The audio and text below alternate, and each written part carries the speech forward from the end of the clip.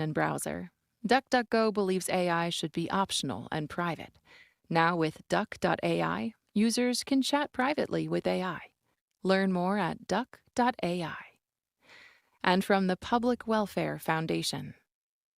Local issues, national headlines, and your perspectives. Join us for Boston Public Radio with Jim Braude and Marjorie Egan. Coming up next on GBH 89.7. Funding for our programs comes from you. And Harvard Business School Baker Library, featuring an exhibit on Muriel Siebert, the first woman to buy a seat on the New York Stock Exchange, open to the public. Details at library.hbs.edu. Thursday's just got a lot more drama. Catch back-to-back mysteries with My Life is Murder at 8, Beyond Paradise at 9, and Astrid at 10. Tonight on GBH 44. WGBH is now running a required test of the emergency alert system. Today, west of East becoming southwest 15 to 25 knots. Tonight, west to southwest winds 10 to 20 knots. Becoming. You've just heard WGBH's required test of the emergency alert system. You're listening to 89.7 WGBH HD1 Boston. Online at gbhnews.org. GBH News. What matters to you? I'm Jim Braude, head on BPR and GBH and NEPM. Very little is affordable in America today, and grocery and gas prices are headed up as what may end up as yet another forever war. This one with Iran drags on. How are you squaring the everyday reality of paying for necessities with the uncertainty of world events? Call or text. Then it's political commentator Chuck Todd, followed by the GOP convention endorsed candidate for governor. That'd be Mike Minogue. I'm Marjorie Egan. In the second hour is tech writer Joanna Stern on her book about using AI to do almost everything for nearly a year. And LGBTQ rights attorney Alejandra Caraballo returns to discuss continued attacks on transgender rights in 2026. Finally, it's Am I the A-hole Day. This week, who's the bigger jerk? The person in the Mercedes who cut in line at the Starbucks drive-thru, or the person who honked her horn every time the Mercedes gal tried to order? Weigh in next on Boston Public Radio. Live from NPR News in Washington, I'm Windsor Johnston. The latest exchange of strikes between the U.S. and Iran is raising new fears of a broader regional war. U.S. forces have expanded attacks into northern Iran, while Tehran has retaliated with missiles and drones across the Gulf. In Iraq, drones targeted Erbil today, the first such attack on the Kurdistan region's capital since the April ceasefire. NPR's Jana Raff reports. The U.S. maintains a military base at Erbil's International Airport, which in the past has been heavily targeted by both Iran and Iranian-backed Iraqi militias. The Kurdistan region of Iraq's security directorate said U.S.-led coalition forces shot down 8 drones Wednesday night in the capital Erbil's airspace. No casualties were reported. The drones were launched amid increased attacks between the U.S. and Iran this week. Iraqi Prime Minister Ali al-Zaidi, currently on a visit to the U.S., said the attack was a criminal attempt aimed at disrupting Iraqi peace and stability. Jana Raff, NPR News, Amman. Nearly half of House Democrats voted yesterday to cut off U.S. aid to Israel. It wasn't enough to pass, but NPR's Barbara Sprant reports it reflects a major political shift for the party. The proposed amendment to a State Department funding bill would have removed over $3 billion in funding to Israel. It ultimately failed. The measure was introduced by Republican Congressman Thomas Massie of Kentucky, who has long advocated for a more isolationist posture when it comes to foreign policy. The issue divided Democratic leaders, who typically vote in lockstep. The number 2 Democrat in the House, Catherine Clark, voted to remove the funding for Israel. House Minority Leader Hakeem Jeffries called it overly broad and said it would also restrict the United States' ability to confront Hamas, Hezbollah, and other terrorist organizations in the region. Barbara Sprent, NPR News. At least a dozen Democrats in Maine are seeking their party's nomination to take on Republican Senator Susan Collins this fall. Kevin Miller with Maine Public reports the field is rushing to reset after former nominee Graham Plattner dropped out of the race. The list of candidates who filed papers by Wednesday's deadline includes several names familiar to Democratic voters. For instance, 3 of the contenders, former State Senate President Troy Jackson, Maine Secretary of State Shenna Bellows, and former Maine CDC Director Nirav Shah, competed in last month's gubernatorial primary. Plattner lost the support of state and national party leaders after a former romantic partner accused him of raping her 5 years ago. He strongly denied the allegations, but withdrew last week. The Maine Democratic Party is now under intense pressure from Plattner's large and mobilized base of supporters to choose a replacement with the same populist, progressive agenda. For NPR News, I'm Kevin Miller. This is NPR News. Good morning. With the latest from the GBH newsroom, I'm Henry Santoro. Mosquitoes carrying West Nile virus have been found at a trap inside Worcester, prompting targeted spraying for today. The Worcester Guardian reports that city officials say health threats to the public are very low and no human cases have been confirmed in Worcester.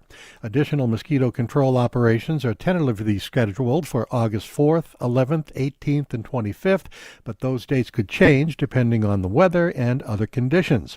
City officials say residents living in neighborhoods scheduled for spraying receive notifications through Alert Worcester by email and also by text message and through social media. An Indigenous-run shelter and healing center for people who have experienced domestic or sexual violence could be coming to Aquinnah. A nonprofit group in Chilmark, the Northeast Native Network of Kinship and Healing, plans 6 buildings on 8 acres. Executive Director Jennifer Rudolph says the center will have 3 housing units, a caretaker's cottage, and a building dedicated to various healing services. A lot of people, after going through something like sexual assault, you kind of disconnect from your body, and having that space to reconnect with your body is really important for your overall healing. Called Aquinnah Headwaters, the center would serve Native people from anywhere in southeastern Massachusetts. 81 degrees in Boston right now, not as hazy as yesterday, but still a little out there. This is GBH News. Support for NPR comes from NPR stations. Other contributors include Eric and Wendy Schmidt through the Schmidt Family Foundation, working toward a healthy, resilient, secure world for all. On the web at theschmidt.org. This is NPR.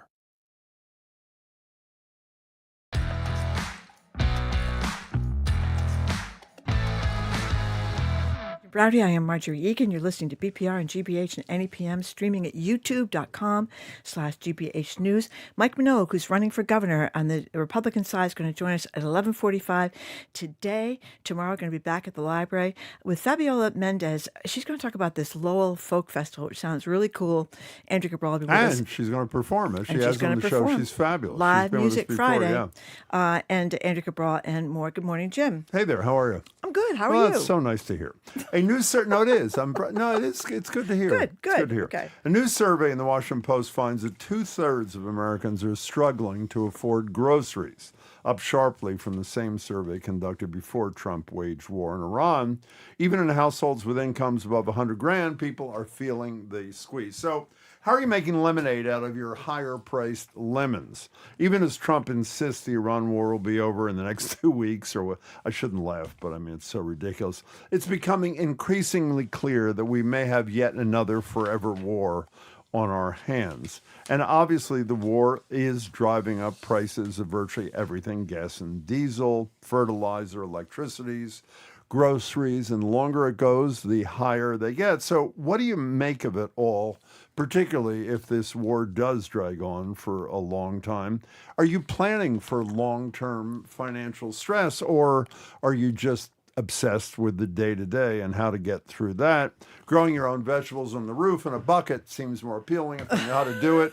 I might. 877-301-8970. In light of the fact that the most regularly identified budget busters, for lack of a better expression, in people's households are things that are directly connected to the Strait of Hormuz and the war in Iran, and the fact that it is fairly clear to me that Trump has absolutely no idea how to extricate the United States from this.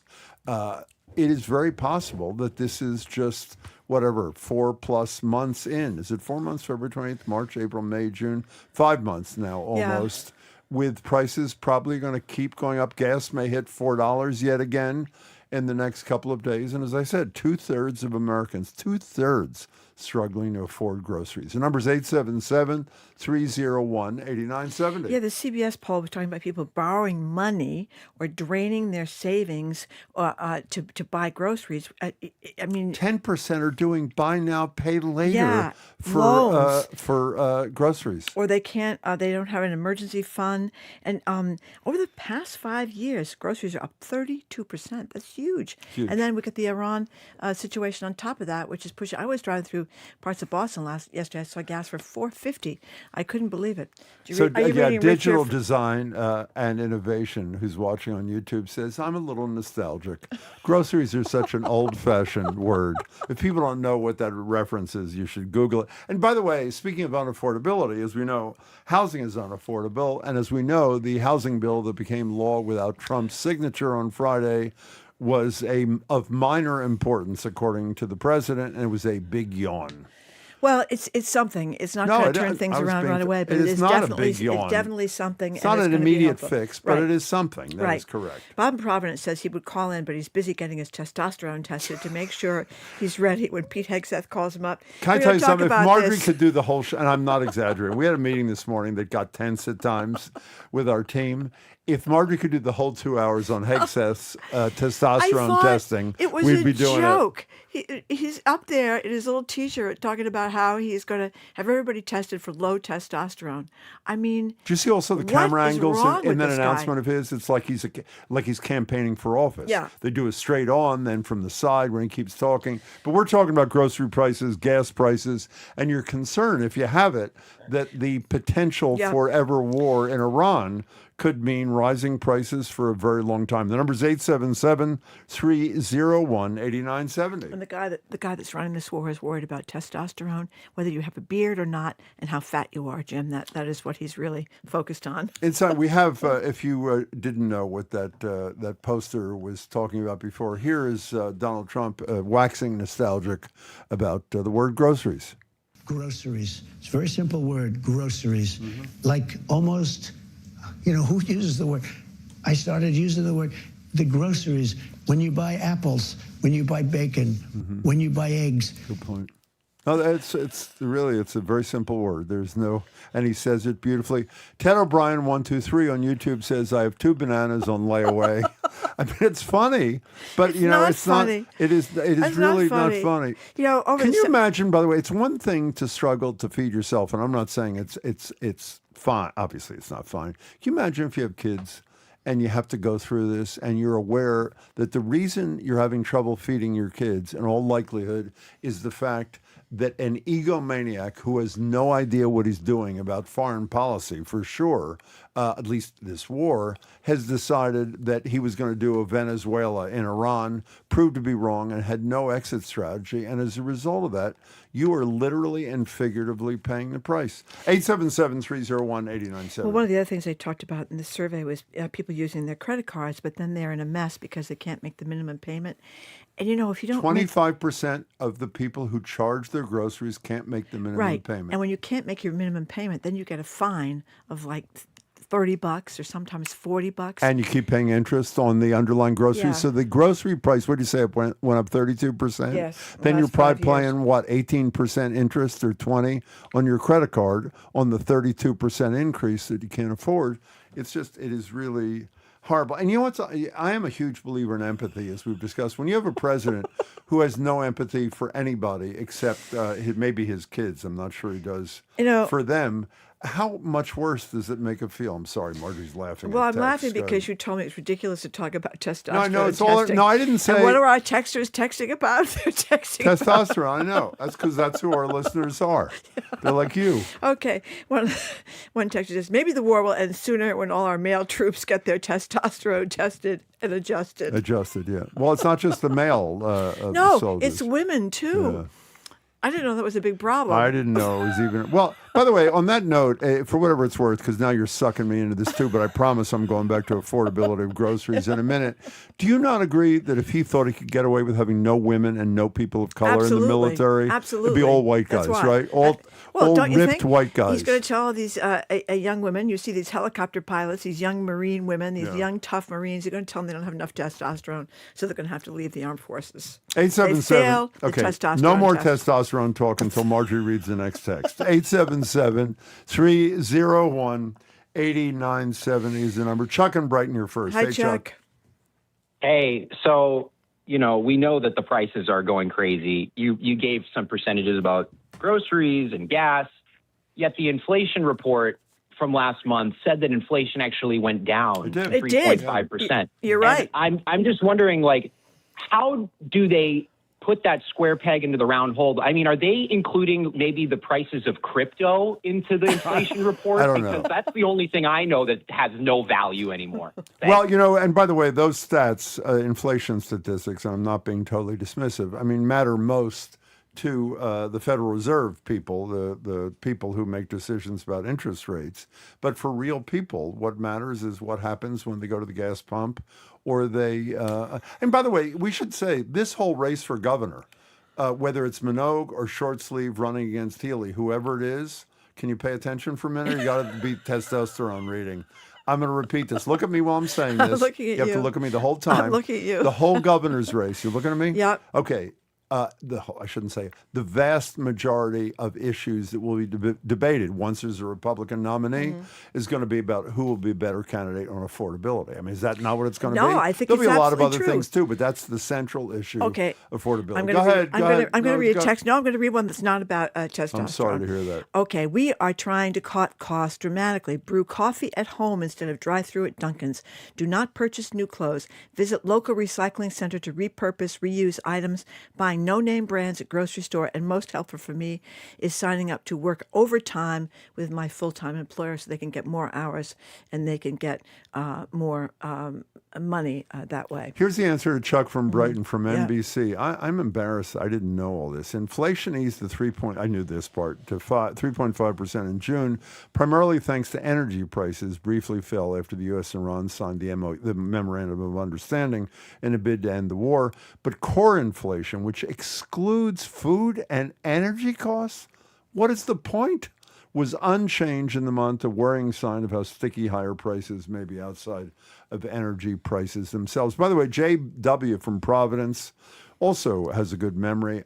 I put a piece of chicken, a piece of broccoli, a corn tortilla, and one other thing on layaway just last week. Was that the Secretary of Agriculture? That's who it was, right? I forget who it was. Brooke Rollins. We have that sound? Or can we, Hannah, thank you. Can we hear Brooke Rollins, our Secretary of Agriculture, basically showing she understands what life is like for every American? Here it is. Here's Brooke Rollins. We've run over 1,000 simulations. Yep. It can cost around $3 a meal for a piece of chicken, a piece of broccoli, corn tortilla, and one other thing. Yeah, one other thing. I think I'm sorry. To do this that actually will save the average American consumer money. Yeah.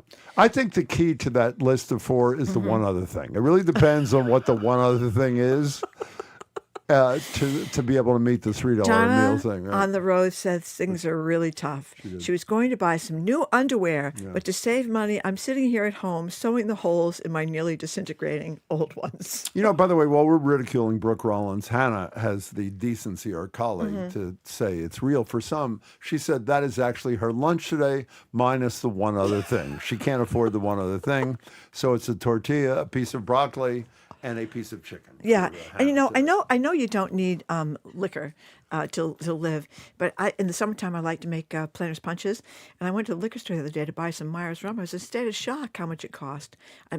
Maybe because it's imported or something like that. Why is Myers rum so expensive? Well, maybe because it's imported. I don't know. Maybe Is there a tariff on Well, there's still rum? some tariffs. Yeah, let me say, if I may about the relate, tariffs. if I can tell a story briefly, and then we'll get back on point. That maybe if I had to list my 5 favorite Marjorie moments on. Oh, did you see this? Yeah, the top texts are anonymous. When are we going to discuss the issue of testosterone affordability? That's true. Yeah. I want to tell a story. What? I don't remember who the players were, and maybe Marjorie does. About 7 or 8 years ago here, we had somebody. It was either the Secretary of HHS under Charlie Baker. It was somebody. Did I ask them It about wasn't testosterone? Jim McGovern. It was somebody Yep. who was trying to exist on the SNAP that's right. diet for It a was- week. it was- and it a was- woman It who was Jim actually, McGovern from Worcester. and a woman, who does health. no, but there was a woman She who was- was actually right. doing it. Yeah, that's right. And she brought in what she was able to afford on the SNAP budget, know. which was a half of a loaf of bread, a thing of hummus, and something else. Yeah. And this is what she was able to afford in the SNAP budget. And one other thing is Hannah said. And what did you do? I ate it. She ate it. She sampled By what the woman mistake. had. I didn't and that was her realize food for the it week. was her food for the week. Well, wasn't there Oh, food for the week after that? Kevin in New Hampshire says, I work at Mass General. The average Yeah. testosterone level in men has dropped significantly over the last 20 years due to various environmental factors. Many repercussions, including overall strength, endurance, and hormone imbalances, can cause obesity, among other issues. But Kevin, we also know that it can reduce the production of sperm. So that's not a great situation either, not to mention blood clots and other things that could happen. And acne, Jim. I know that. Acne. I know that. Does Pete Hegseth want the troops to be infected with acne? I do not. If they're white men, it's fine with him. Mary in a car, welcome to the show. Hi. Hi. Hi. I just got to say, I think the administration is lying. You know, the organism does what made the organism successful. They're lying about the rate, what the percent is. I don't. No. I don't. In all fairness, not what it Mary, I don't think they're lying. I think what happened is, and when I read you that report from NBC News, prices that calculation excludes energy and grocery costs, which are primary inflation drivers. Lying through omission. Well, yeah, but I think correct me if I'm wrong in there. If the Democrat, I believe that's the criteria. Those are the criteria that are used by Democratic administrations too. But we'll check that, and I'll let you know.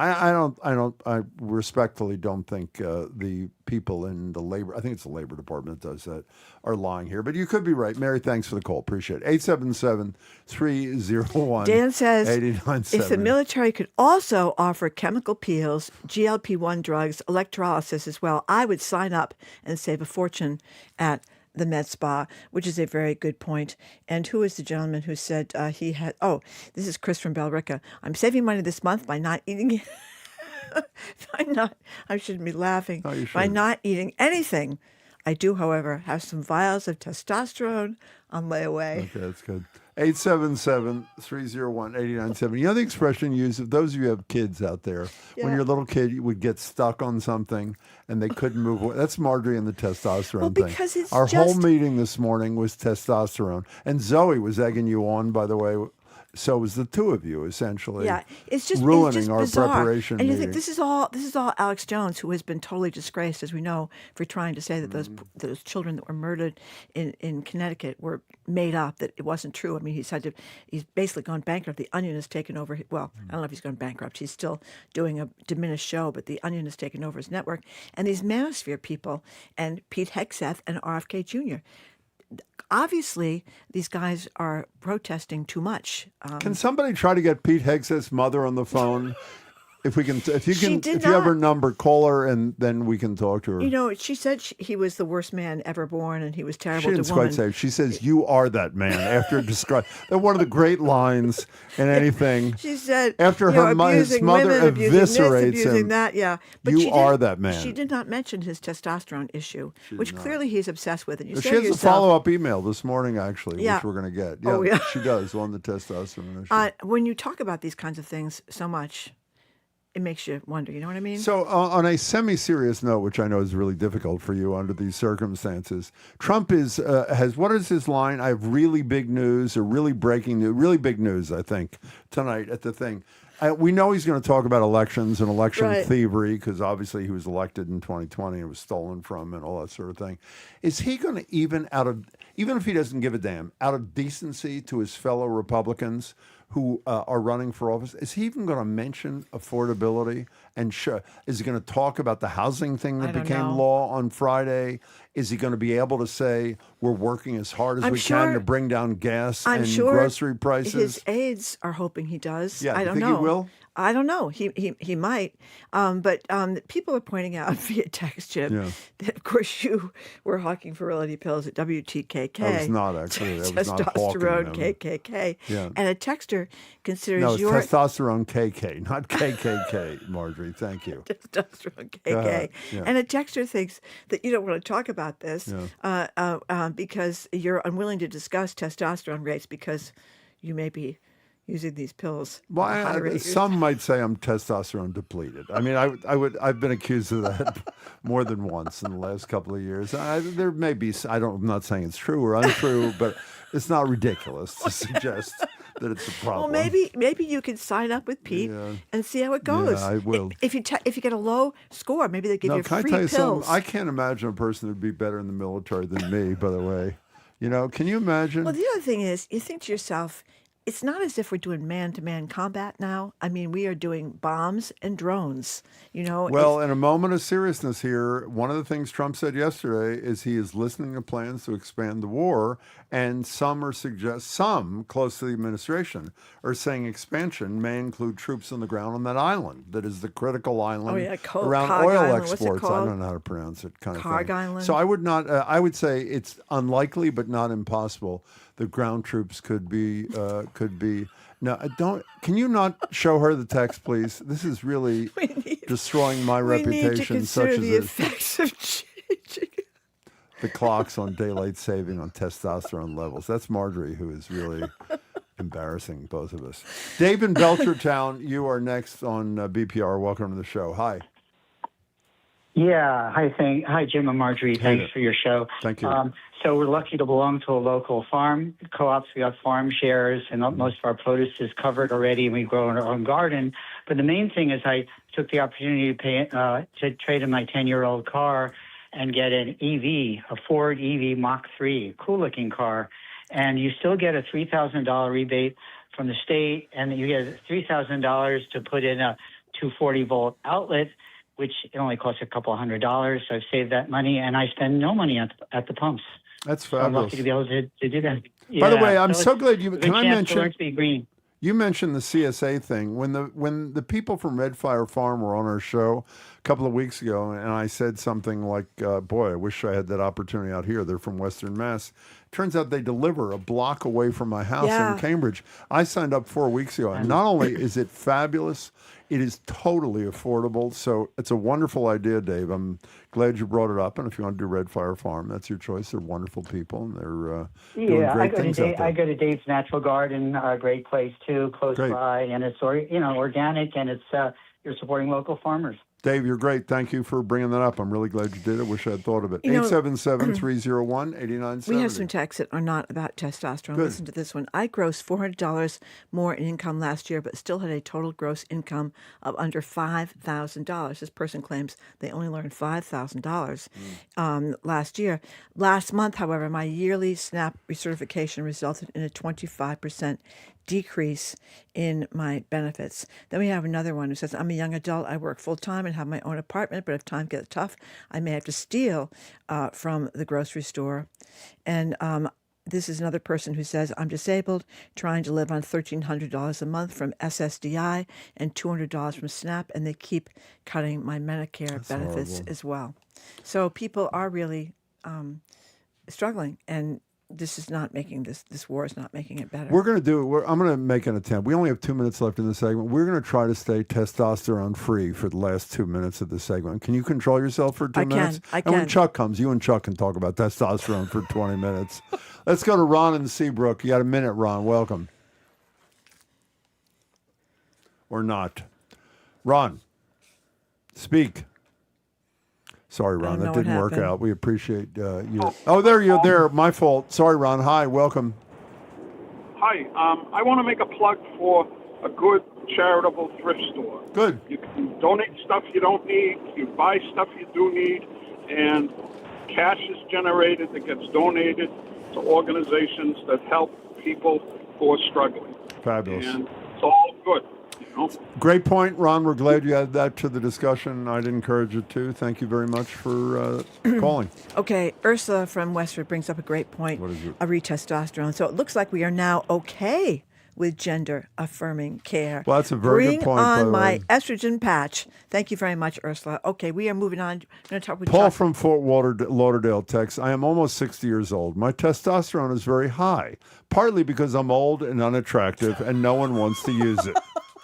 Well, that's a rather sad story, but there's also a plus to Paul, that.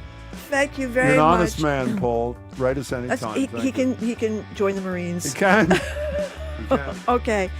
We are out of time, but thank you very much for all your calls and texts.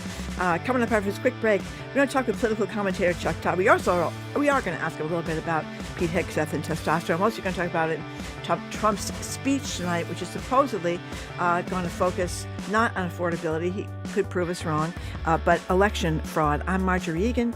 He's Jim Browdy. You're listening to BPR, GBH, and NEPM and streaming at youtube.com/GBH News.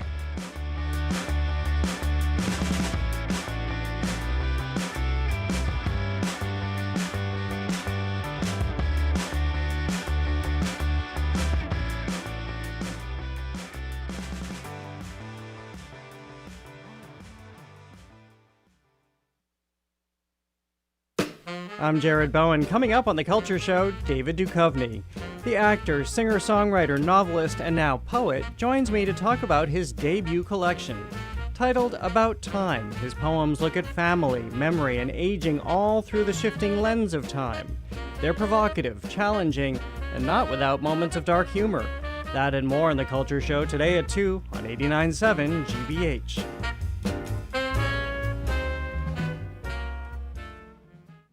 Our programs are made possible thanks to you. And South Coast Artists, presenting its 23rd annual Open Studio Tour July 18th and 19th in Tiverton and Little Compton, Rhode Island, and Dartmouth and Westport, Massachusetts. Tour brochure downloads available at southcoastartists.org. And the Museum of Science. From live science demonstrations to hands-on exhibits, families can explore the wonders of Earth's evolution and the frontiers of space this summer. Learn more at mos.org.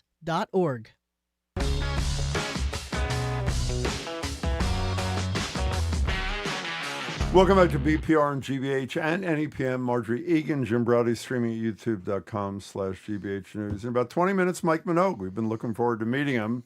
One of the two GOP candidates to run against Maura Healey in the fall will join us in studio. Tomorrow we're live at the library with Fabiola Mendez, who's terrific for Live Music Friday, Andrew Caraballo, and more. Here now via Zoom, political analyst Chuck Todd. Chuck's former moderator of NBC's Meet the Press, new host of the show Sunday Night with Chuck Todd on the platform Newsphere, host of the Chuck Toddcast, which you can find at thechucktoddcast.com, and co-host of the new podcast Dynastic. Hello, Chuck Todd. Well, hello there. Well, hello to you. How are we doing? Hello, Chuck Todd. Great to talk to you. So, Yeah. The president is speaking tonight at 9:00, and he says there's going to be really big news. But Really there's big also news, yeah. but there's also speculation that Mulkey's going to talk about voter fraud. And you gave a brilliant soliloquy about Mr. Pillow, Mike Lindell, and voter fraud this morning. So, what do we think about the state of voter fraud? It's pretty alarming that the president is going to announce that under his administration, we had one of the worst voter fraud, apparently, attempts ever. So he's going to announce that his administration was one of the great failures in protecting the. I mean, again, I know we banned logic, right? You know, the internet banned logic a long time ago. But again, we are supposed to believe that the government Barack Obama was running and the government Joe Biden was running somehow, didn't steal the election on behalf of Democrats, but the one Donald Trump was doing, Democrats were able to manipulate. I mean, it's quite, if they did, you're like, well, that's really impressive. What the hell were you doing in 16 and 24, right? Like, the problem with all of Trump's fetishes about this, and we know what it really is, right? He just can't ever accept that he is a flawed human being. He just struggles with this. It's clear. I remember when my son was 8 or 9 and he couldn't stand losing. Yeah. And when you played and I was not a household that we let him win in order to prevent a temper tantrum. But this man is 80, not 8, right? Well, you also pointed out that the president has endorsed Mike Lindell, and people may recall Mr. Pillow guy, whatever. Is it Mr. Pillow or My Pillow, whatever it is? He is a court-approved liar. Yeah. Okay? Election fraud was his big thing, right? With the federal government's seal of approval, yes. Yes, and he's gone through the court system, and his claims about this election fraud proved to be untrue, as did all of Trump's claims, that the ones that even rose to that level. So, but he's endorsing an election fraud guy. I mean, it's crazy. On the 24, look, you know who doesn't want him doing this? Everybody in the West Wing, apparently. Yeah. You know who doesn't want him doing this? Every Republican that's on the ballot in 26. I mean, this is the same thing, arguably, he ended up doing in 22 during those midterms, which he took winnable races, and because of his inability to accept the premise that maybe people don't like him, certainly not 100% of the country loves him, that he couldn't handle admitting he's losing, so he ends up endorsing just nut job candidates who end up losing, right? And he cost his own party a very winnable midterm, right? They certainly picked up the House, but barely, and should have done a lot better, and he's doing the same thing now. I mean, none of this is good for the midterms for Republicans. And it's true because do you see a single Republican echoing this? A single elected Republican echoing this right now? Not one. We just learned about 10 minutes before we went on the air that NPR is not carrying this speech live tonight. And, on one hand, and I think I would make that decision. I think this is a close call. Power. So do I. This is a closer call than you think. Because of the war, because obviously there's a huge affordability issue. The president, even though he lies every other word, says really big news tonight. So what would you do if you were running NBC, and you sort of were on the news side in the old days? I know this used to be right. This used to be. I used to be part of this decision tree on this. I mean, look, ultimately the decision lies in theory with Brian Roberts, right? He can ultimately veto everything. Look, you can. It is a close call. One thing in the White House's favor is they don't ask for prime time very often. If they were doing this all the time, you would feel more compelled to say no. They don't do it all the time, so that would factor into this decision. If you're going to carry it, then you better have a truth sandwich, right? You better be prepared. And if you're not prepared to do that, if you're just going to say, hey, we're just going to let it all hang out there. The president's got remarks. All right, there's where the president's remarks. Now back to, under deck or below deck. You're singing Marjorie's tune. Right. Yeah. And I don't think you do that either, right, if you're going to carry it. The fact is, this isn't as big of a deal anymore, right? Because if the networks don't carry it, you can find it. Yeah. It's still going to be everywhere, which is another reason maybe to carry it if you're on the network side of things, which is like, it's not as if you're determinative here. But let's be honest, they all have business before this president. ABC is under threat of their licenses being pulled by the FCC. You've got CBS, who's still got regulatory approval that they're seeking. And then you've got NBC, which is in the midst of, it looks like a full breakup, and they may be selling NBC soon. So you have three networks in incredibly weak positions at the moment who may not want to anger the government. So, it's I don't think it's a huge deal either way, but this is one of those conversations that media people like to have. So midterms not far away. Yesterday, roughly half of the Democrats in the House, including the number 2 Democrat, Massachusetts woman, Catherine Clark, voted against aid to Israel, which is pretty historic, I'd say. What does that bode, in your estimation, come midterm times? What's the relevance? I don't think this is the voting issue that those on the left think it is with general election voters. I'm not saying it's not a voting issue with primary voters. There's a distinction, right? I think this is one of those things that's turned into a virtue signal for primary voters on the left, right? That it's, if you've noticed all these progressive candidates, they talk about affordability first, and then they say the G word like almost second. Do you mean virtual signaling in a pejorative way, or you mean that observationally? I think it's I'll say it observationally. Okay. I mean, it certainly seems to me they're trying to say that if you don't automatically call it a genocide, you're not part of the movement. So I do think it's sort of part of that sort of, and you see it, right? It's sort of part of the three quick talking points. But I'm not convinced this is a swing voter issue. The way, I mean, most foreign policy issues aren't unless they are dragging our economy, right? I still think Iran's going to matter a heck of a lot more than Israel. Now, you can say Israel is sort of a derivative since they helped convince Trump to do this dumb war that we're stuck in, and that he's put himself in a box.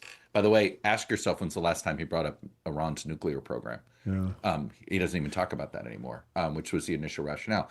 Now, let me tell you this with that vote. I would be careful. I think it was a free vote because you knew it was going to pass. Of course, yeah. So I'm not going to be fully impressed with those 100 that voted against it, unless it's this was a performance vote and they could get away with it. Yeah, but it was but a historic, a public it's an historic moment, shift. Yeah, and it it's is. certainly.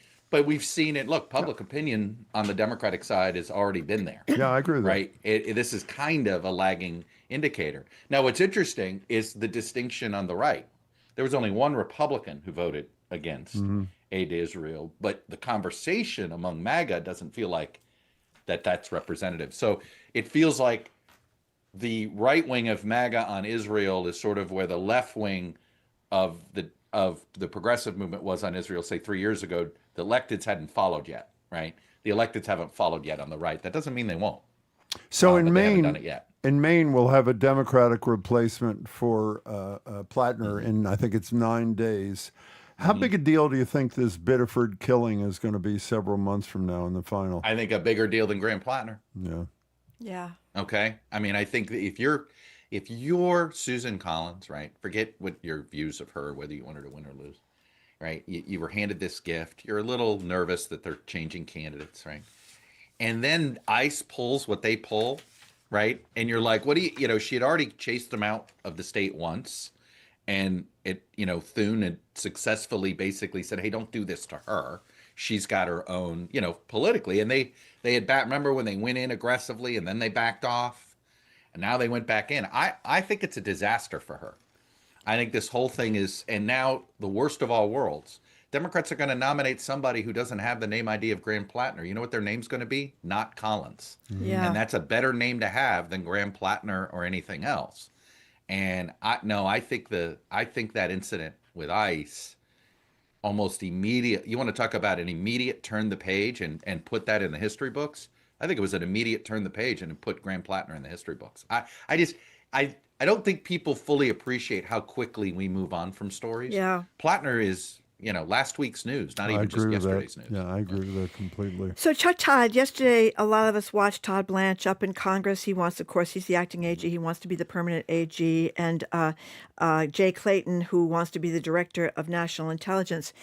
I love the fact, I'm going to play the sound in a second, that somebody asked the question that I've been wondering ages about humiliation. John Ossoff from Georgia yesterday questioned Jay Clayton, the nominee, as we said, for Director of Intelligence, about who won the 2020 election. And he and a bunch of, he just couldn't, he danced around it over and over again. Here's Ossoff. Isn't it humiliating to be unable to answer this question, to have to indulge the president's delusions? What'd you think? It was just astonishing. Yeah. Right.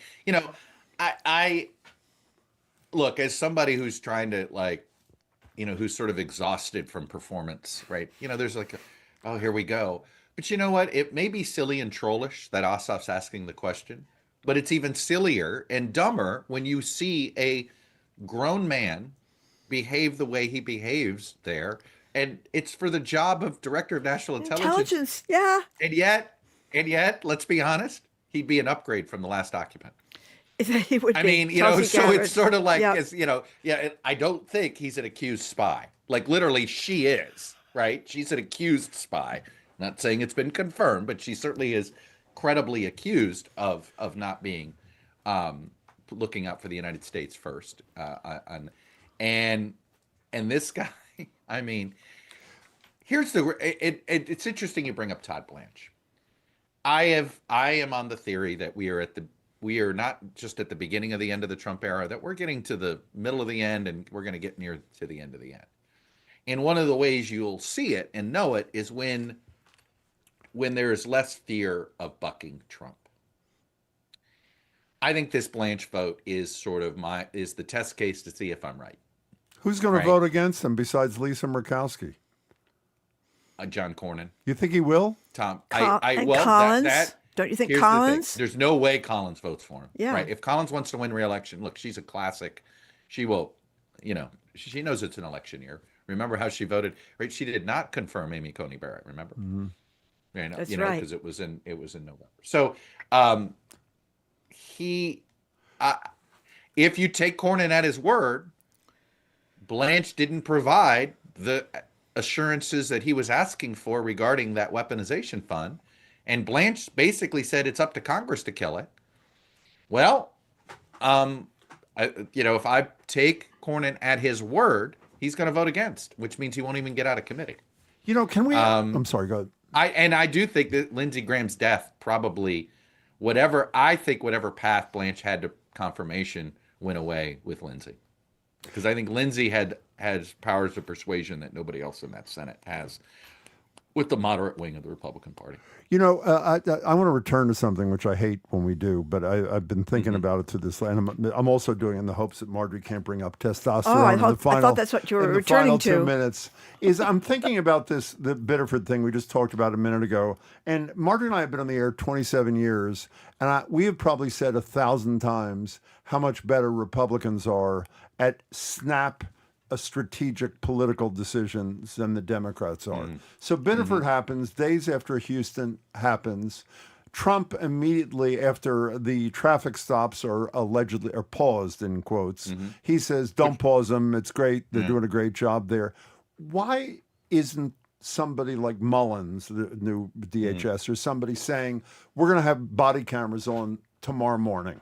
And by the way, and it's one of those things which both sides sort of like, because they always go out of their way saying it's not only good for the person who may be a victim, but it's also wonderful for great and honest law enforcement officials. Why is their response so slow? Just because they're scared of offending Trump? Is that what it is? Well, look what happened. Mullen did what I thought was a pretty responsible thing to do. So did I. Oh, we've had two incidents in less than a week.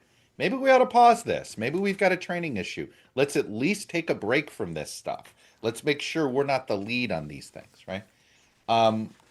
Like a very rational way that a bureaucracy, and I say this with no pejorative to use the word bureaucracy, that's the way a bureaucracy should respond. I agree. And then Trump reacts the way he reacts. And then you're asking me, how come he doesn't announce body cameras, right? Okay, I withdraw the question.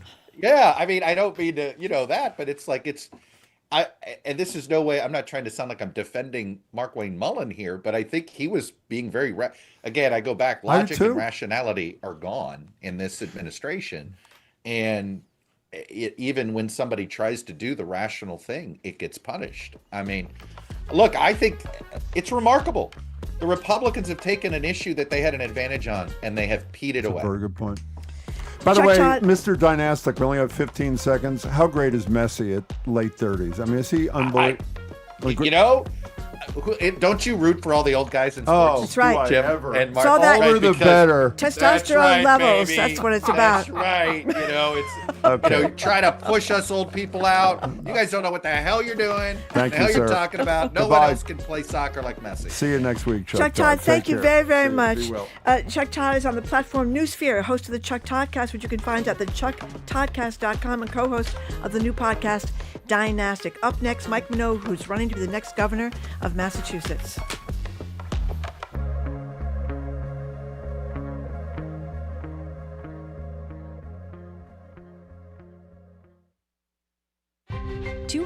Years ago, Massachusetts ignited the revolution.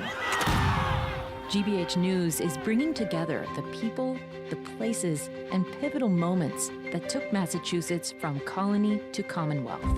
We all really think it's important to get the history out there. There's a little bit of a feeling of being plunged back into history. because you're right here where it really happened. Discover the stories at gbh.org/America250. Support for GBH comes from you. And Brighton Farmers Market, Wednesday afternoons from 1:30 to 6:30 on Brighton Common in Boston, June through October, featuring a variety of local foods, farm fresh produce, children's activities, and live music. And the David M. Rubenstein Americana Collection in support of the JFK Library's exhibit Declaring the Revolution, America's Printed Path to Independence, featuring historic documents that inspired the Declaration of Independence. jfklibrary.org.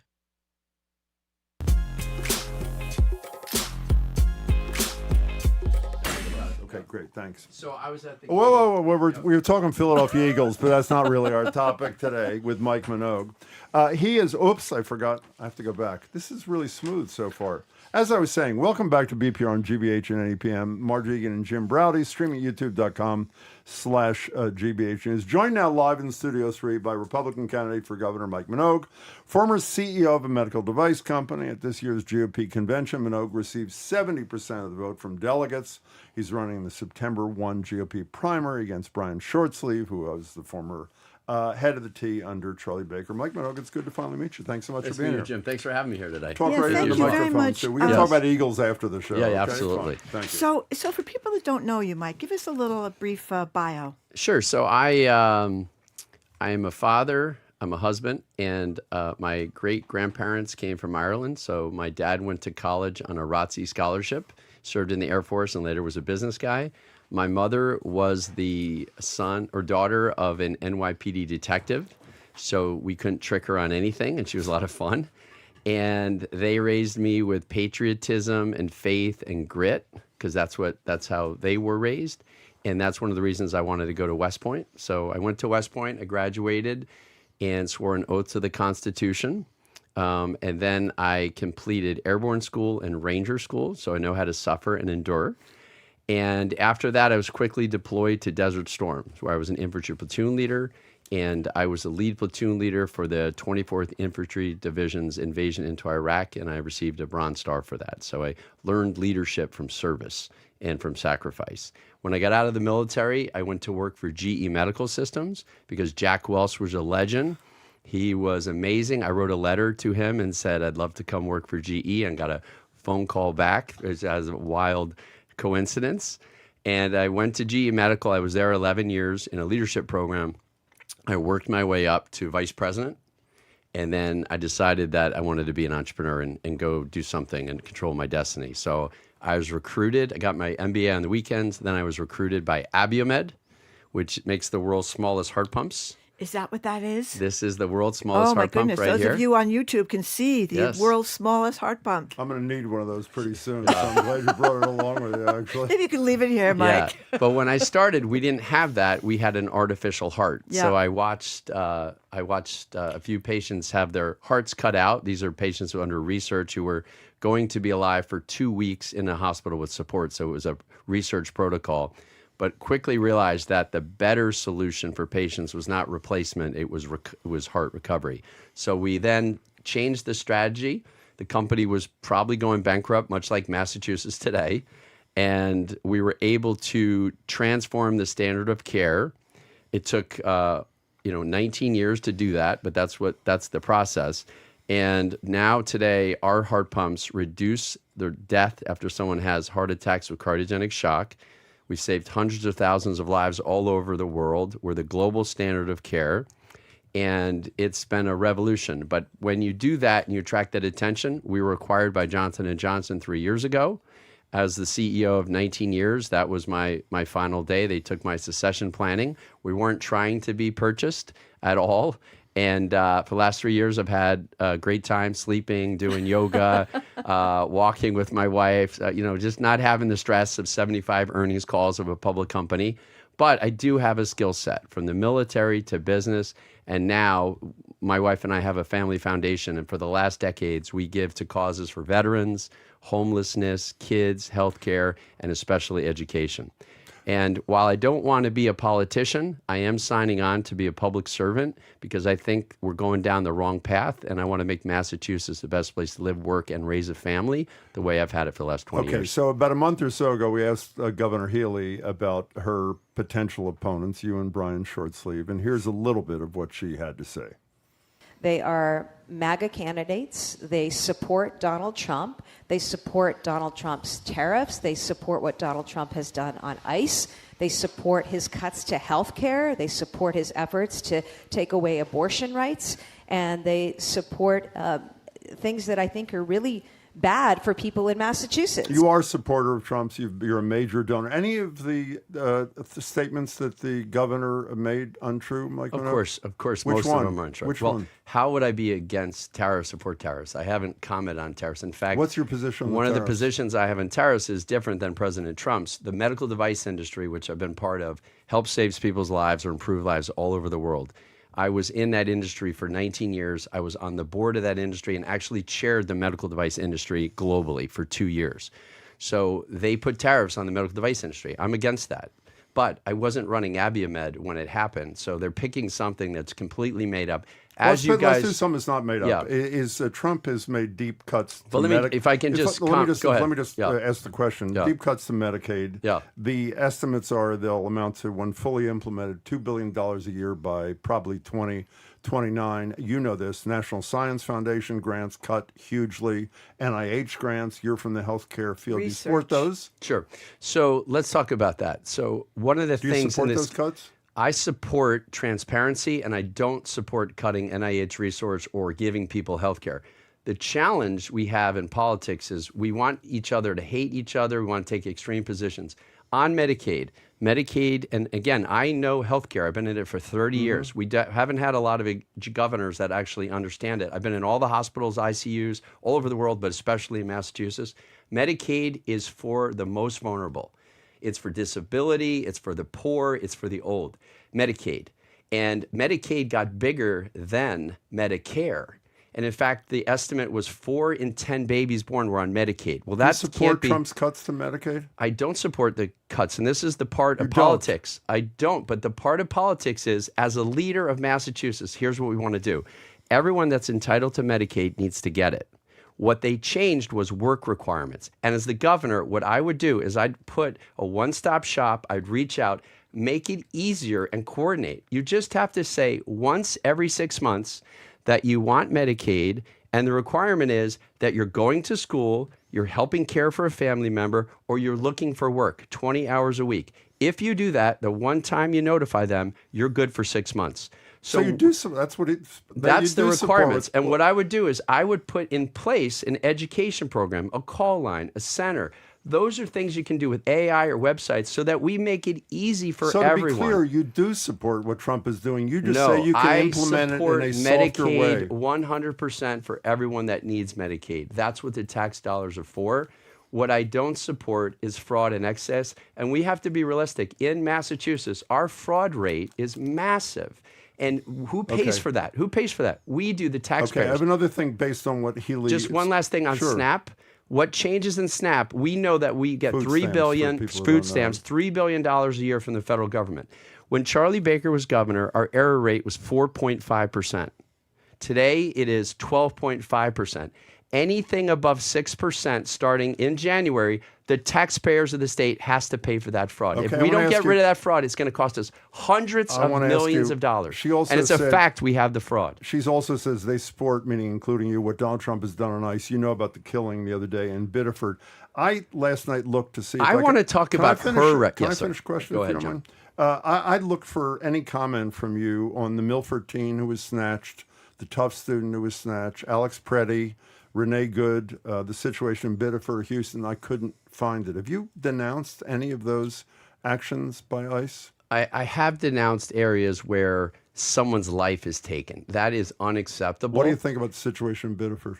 Well, I think overall in all of the issues, we need to lower the temperature. And the problem with politicians, they want to get everyone angry. They want us to hate each other. As the governor, I'm going to be the platoon leader. I want to calm everyone. I want to make sure the training is in place. I want to make sure we inspect if we make any problems. after action reviews. I want to make sure that we don't expose any You of don't our control citizens ICE, to though. risk. How do you do- you don't have anything- You can be a leader if you say, I'm going to coordinate with local, state, and federal authority. I'm going to make sure we have the training. And I'll give you a quick example. When we arrest an MS-13 gang member who's an illegal immigrant and we have him in jail, and I'm friends in areas with our foundation, I support areas like Lawrence and other places where these kids go to these schools, these Catholic schools, but they are illegal immigrants, but they're terrorized, as are other citizens, by the gang members, the drug dealers. When we get that gang member and we have him in jail, why would we turn him back onto the streets to terrorize our people? It's a simple call to the DEA, and then ICE doesn't even need to go into a neighborhood. Trump So said ICE true was doing things- a great job the day after Biddeford. Do you agree with that I don't assessment? agree when we make mistakes that it's a great job. I am obsessed with better. I was in combat, and I also understand when tensions are high and people are at risk, mistakes are made. But two things can be true at the same time. We can make mistakes, we got to take care of and make sure we coordinate it better. But releasing gang members, criminal elements into our street, that's wrong, and that's not what people want. The governor's role is to keep our community safe, and that's what I'm going to do as the governor. We're talking to Mike Minogue. You know, as well as anybody listening, that the vast majority of people that are in these detention centers are not criminals. They civilly came over the border illegally. They're women and children, poor people. They're not the gang members and the rapists and all this. Right. But I want to ask you something. You're a Catholic. I'm a Catholic. Yeah. And you talk You're a lot. probably a better Catholic than me. Well, I have to go to confession well, probably more. You might need to go to confession a lot because Yeah. because I would say it's really hard when you look at the amount of time you talk about being a Catholic and your faith. Yeah. I mean, Trump is a sex offender. He's a serial liar. He's a tax cheat. He's incredibly corrupt. I mean, the corruption we've seen is unbelievable. And the cruelty, particularly to the poor and to women and to children. So that's not in the Jesus handbook anywhere close. So how do you reconcile talking about your faith and your Catholicism? Sure. Even the Pope has So, had to come out so against. some of my advisors and the godfather of my daughter is a Catholic priest, and they work and live in communities that have high crime, Paterson, New Jersey, Lawrence, Massachusetts, and many of their members of their church work, pay taxes, and come to church. And they want to make sure those people are treated with respect, and we provide support. We help build schools and education and all those things in those environments. So what I am focused I'm asking on, about supporting Donald Trump, I'm going to be, troubled. but I think the role of the governor, Marjorie, and what's the reason I'm interested in it is because I want to be a public servant. I don't want to go to D.C. I don't want to run for senator. I just want to be obsessed because up until 9 months ago, I've been a regular person, business leader, community supporter, volunteer, all those things. I care about Massachusetts, and I think I think the question is, Mike, if I may interrupt, is why would you support? There's a lot of Republicans that are terrific people. Right. Donald Trump, I would say, is a corrupt, horrible person, and so why would you, big Catholic father of five, be a mega donor to him? So I understand, your concerns. I don't know the president, but I am a Republican. Right. And so as a Republican, I supported the Republican Party. That election happened and the voters had their say. I'm only focused right now on running for governor of Massachusetts. 2 years into the next term, there's going to be a new president. And whether that president is a Republican or a Democrat, I think it's refreshing that we're going to have a governor that only cares about what's best for our people, for our entrepreneurs and businesses. That's the kind of governor I want to be. And that's the most important thing. I don't think governors should be party politics before the best interest of the people. Our last Republican governor, Charlie Baker, didn't vote for Donald Trump. And certainly didn't give him money. Yeah, But we you wanted criticized Baker for not voting for anybody. But you wanted to ask more questions. Well, I just have one last Trump question. Who won in 2020? He's going to say tonight at 9 o'clock he won. Who won the election? Well, Biden won the election. He did.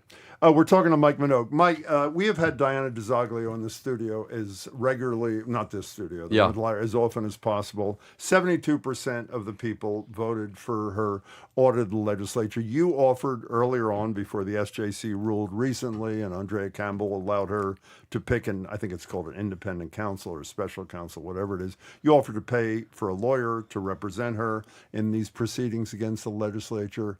it's making progress. The legislature is still resisting. You're a supporter of where the people were. You're elected in January. What do you do as governor to get the legislature to comply with Sure. what the people voted for? So it's interesting that we all voted for it 72% and they're not doing it. I think we're all outraged. This isn't a Republican, Democrat. Unfortunately, right? not all. Well, 72% voted for it. And what I did, could have done, and Maura Healey did nothing on this. She should have done this as governor. I went to Diana DiZoglio back in March and April when I was a citizen. I identified that she couldn't find a lawyer and law firm that would take on the state, and she did not have any financial aid or any money for it. So I offered with my contacts and my network that I would get a lawyer who would represent her, and I offered financial support. So that lawyer worked with her office under a letter of agreement, and that's why we got the case to the Supreme Judicial Court. Now, we've been gaslighted. We've been gaslighted by the Maura Healey and the Attorney General Campbell saying what? It may not be constitutional. But we'd never know that because they were denying the voters and the auditors' ability to go to the Supreme Judicial Court just to get that ruling. By the way, just to correct you about one thing, the Attorney General has told us on this show that at least some of the things that DiZoglio is seeking are constitutionally permissible, for whatever that's worth. Well, first of all, she didn't say that initially. In fact, she's never said that initially. She said on the show. Okay, what do you do? I want to know what you do as governor. Right. That's What I'll do as governor, I did. I'm going to be talking to make sure that the auditor would have legal representation, and she didn't say it was constitutional. She said Shannon Liss-Riordan no. Paid for by the state. Partly because they were trying to deny any opportunity. She would not appoint this lawyer as a special assistant attorney general, which means he had to work for free. And then after they got in there, now she appointed for the next thing. But that's the fact. Can you stay a few minutes, Sure. by the way? We're gonna say goodbye to NEPM, Marjorie, but we feel it's fair to Mike Minogue, since we're just getting started, to extend him a few minutes, and you've agreed, which we really appreciate. Do you want to say what's going on? Oh, what's going on? We're talking to the man who's running to be the next governor of Massachusetts from the Republican side. And Joanna Stern will be with us, just delayed a little bit. She's written a terrific Joanna book called I Am Not a Robot, so stick around. NEPM will bid you farewell, and you can listen to the rest of Mike Minogue if you're in Western Mass, either online now or on the podcast a little bit later. So we're coming back. I do have to go.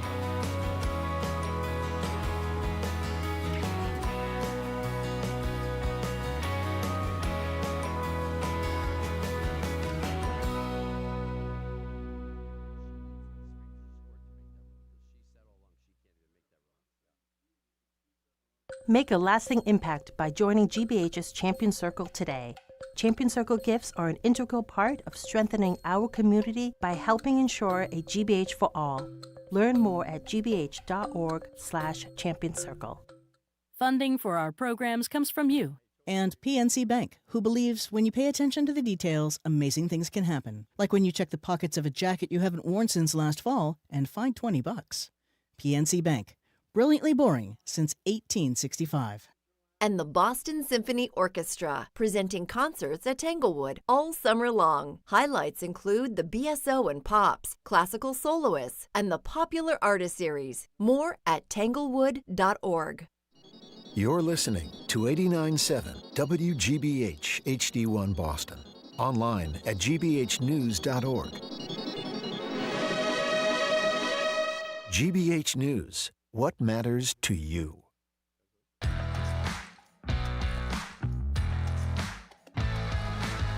Okay, welcome back to hour number 2 of Boston Public Radio. We are still speaking with Mike Minogue. He's a Republican candidate for governor.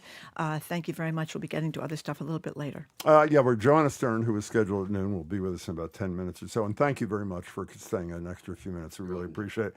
There are two people on the ballot on the Republican side. Correct me if I'm right. Your position has been, I stood on stages with the two people who were then running, Keneally and Shortsleeve. Shortsleeve survived the convention. Keneally did not. Many a time, virtually nobody saw those. But just to be clear, as of the moment, your position is there'll be no Republican debates between now and primary day on September 1st. Is that accurate? Yeah, we have been side by side 11 times and done Q&A. But I understand that Democrats want us to fight each other for 12 months and then have 2 months from the primary to the general election. And this election is the most important tipping point in our lifetime history, because we will not survive 4 more years of overspending, overtaxing, and overregulating by Maura Healey. All I can say, by the way, about debates, I want to be clear. And I do want to debate Maura Healey. That's what I've issued the request. 2 debates with Maura Healey. I want her to explain to everyone why she will not opt into the federal scholarship tax credit, which she could have now for 5 months, which would bring $1 billion plus in educational grants to parents. No one will ask her, how can we turn away $1 billion of extra education? I promise you, we will ask her, and I believe her answer would be because it would redistribute money from public schools, which are struggling, which I assume you care about. Completely false, by the way. It's completely false. That's true. It's absolutely false. It's federal dollars that are going to go to D.C., $1,700. If we don't keep it here, dollar for dollar, it's going to D.C. Has no impact because it's a federal law. Federal scholarship tax credit now will allow people to keep money here. We'll bring it up with her. And 80% of the parents with kids will be eligible for it. That's amazing. Just to be clear, there will be no. By the way, every Democrat or Republican or Independent who's ever refused to debate someone else in a primary, we have asked the question of it. Is not sure. But you I'm will very not be focused on the general election now. But the answer is there will be no debate. The answer is no debate. Okay. Yeah. My opponent made it by 9 votes. I won 90% of the districts and 70%. Right, he's on the ballot. And he doesn't have an operational or the cash on hand to run a campaign. So my focus is in the general election, I have more cash on hand than Maura Healey, and I'm going to win because 2.3 million people voted for the audit, and we need 1.5 million to win. We're talking to Mike Minogue. I know you're a pro-life, anti-abortion guy. Massachusetts, because of our Constitution, is safe from what they've done at the federal level. However, Governor Healey has gotten a bunch of stockpiled mifepristone in case things change along those lines, so people will be able to get medical abortions. Would you do that if you were the governor? Marjorie, this is the problem in a way with politics. We take something that it does not have a black and white answer, and the politicians want to divide us over it. They want us to hate each other. I'm going to follow the law. One of my principles is uphold the law, and I know what the law is, and the people have spoken. But I believe I'm authentic, and I'm allowed to have an opinion. Right. And part of my compassion to help people is I also want to make sure that if a woman going through what a difficult decision, what a horrible, tough decision to make, no matter what, we also want to give counseling, financial aid, and health care along the way. Most people in Massachusetts don't want the government to be involved in those decisions. And they don't have to be involved. I'm asking if I'm going to follow the law. That's a legal drug. But would you go above and beyond? Well, it's party politics because it's available, it's approved, it's on the market, it's lawful. We don't need to stockpile it because some will expire. But it could be outlawed. Well, it only way it could be outlawed is the people of the state voted against it, because we now have reserved that decision is at the state level, and this state, no one thinks it's going to change. Mike Minogue, with all due respect, that's incorrect. As I think there's a Comstock law from 1873, which at least several members of the Supreme Court, when they said they didn't have jurisdiction over this issue, I don't know, it was in 2024, said they believe should be looked at again. And if they decided to invoke the Comstock Act, which some of them clearly want to do, then you wouldn't be able to transfer those drugs, which account for more than 50% of abortion. So we would still have abortion legal, but it would not be effective because the thing that most women use to get an abortion. So the question, let's focus on that for a second. Yeah, If that case did come before the Supreme Court to protect a woman's right to abortion here, would you oppose the invocation of the Comstock Act?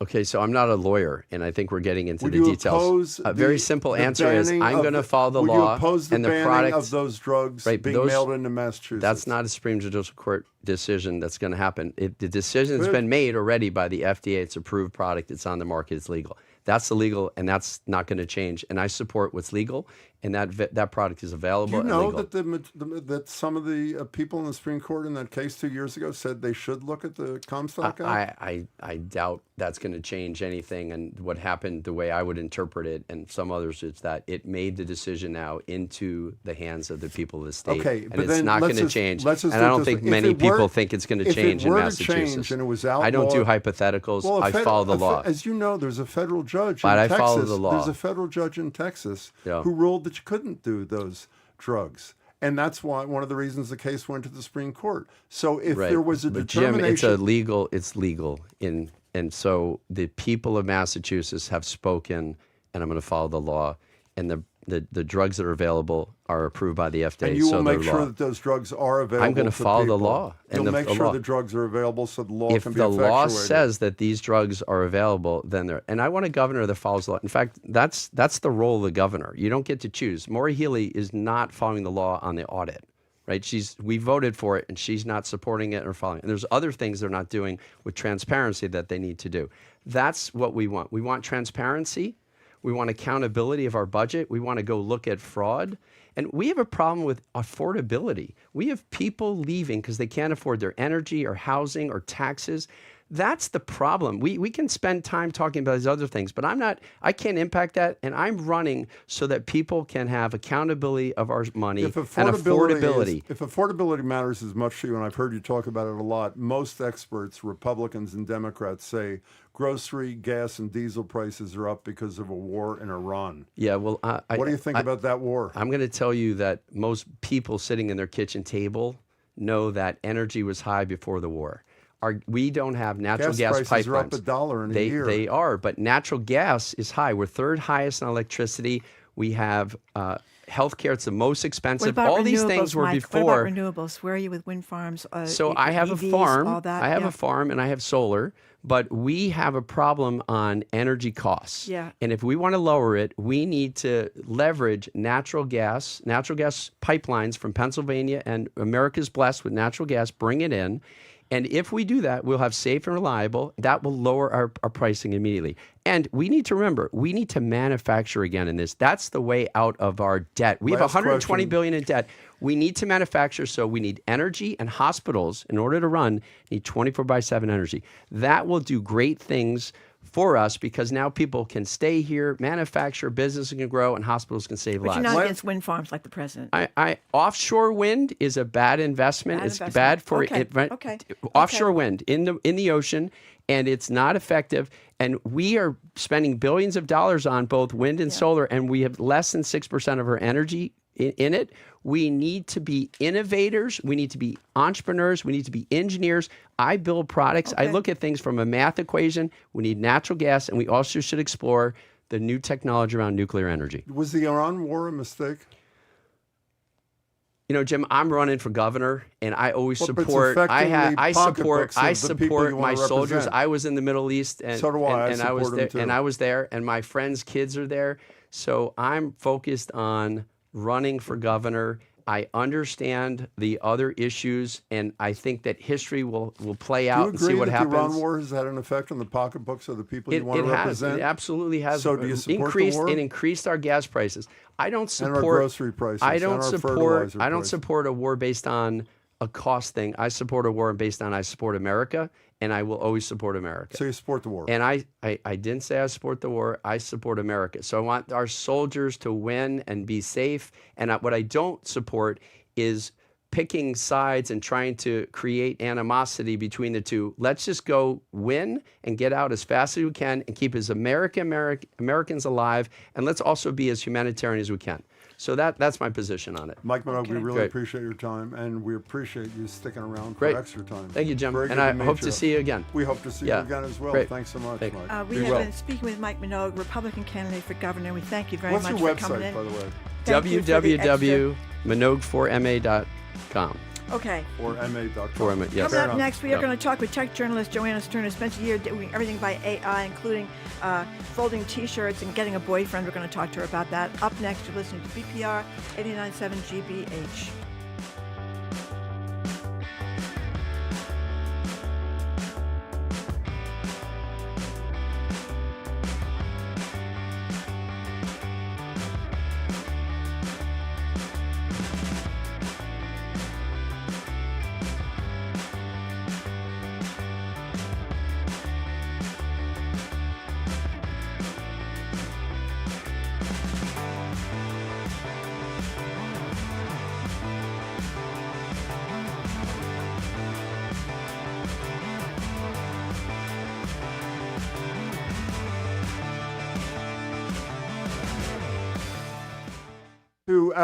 This is well into hour two of BPR. I'm Jim Browdy. She's Marge Regan. We're streaming at youtube.com/BPR GBH News. Apologies to our next guest. We delayed her about 15 minutes because we wanted to continue our conversation with one of the Republicans running for governor. But she is now here on Zoom. She is Joanna Stern, formerly Wall Street Journal's senior personal tech columnist. She's now behind the new things, thenewthings.com. Recently spent a year letting AI live her life for her. I think it's a fair statement. She's here now to talk about it in her incredibly great book, I Am Not a Robot, My Year of Using AI to Do, parentheses, almost everything. Joanna, it's great to see you, and congratulations. It's great. Yeah, and our apologies. And your book is absolutely a riot. So tell us what you did and why you did it. Insanity, I think, is the main reason. But look, I started this journey, the beginning of 2024 around, or when I had this idea. And the idea was really, we are hearing all these big tech executives wax on about how amazing AI is going to be, how it's going to change our lives in all these ways and shapes and forms, medical, education, et cetera. And so I thought, okay, well, I could do a string of stories about this, but also I could just write a book about my life being all AI for a year. Yeah, and you did things like, tell us how you folded T-shirts with AI. I was fascinated by that, the laundry kind of issues. So I thought about AI not only from the generative AI perspective, which was the chatbots we're all using and we're seeing everywhere and invade, everything from Google to, our food ordering apps to everything. So that's generative AI. But there's other forms of AI, and that's going to be robotics. That's going to be self-driving cars. Really, we have to define artificial intelligence as any place where machines are going to try to do the things humans do. And so the dream has always been to have a humanoid robot in our homes, right? I mean, this is what Rosie was, the Jetsons Rosie, where this robot does our chores.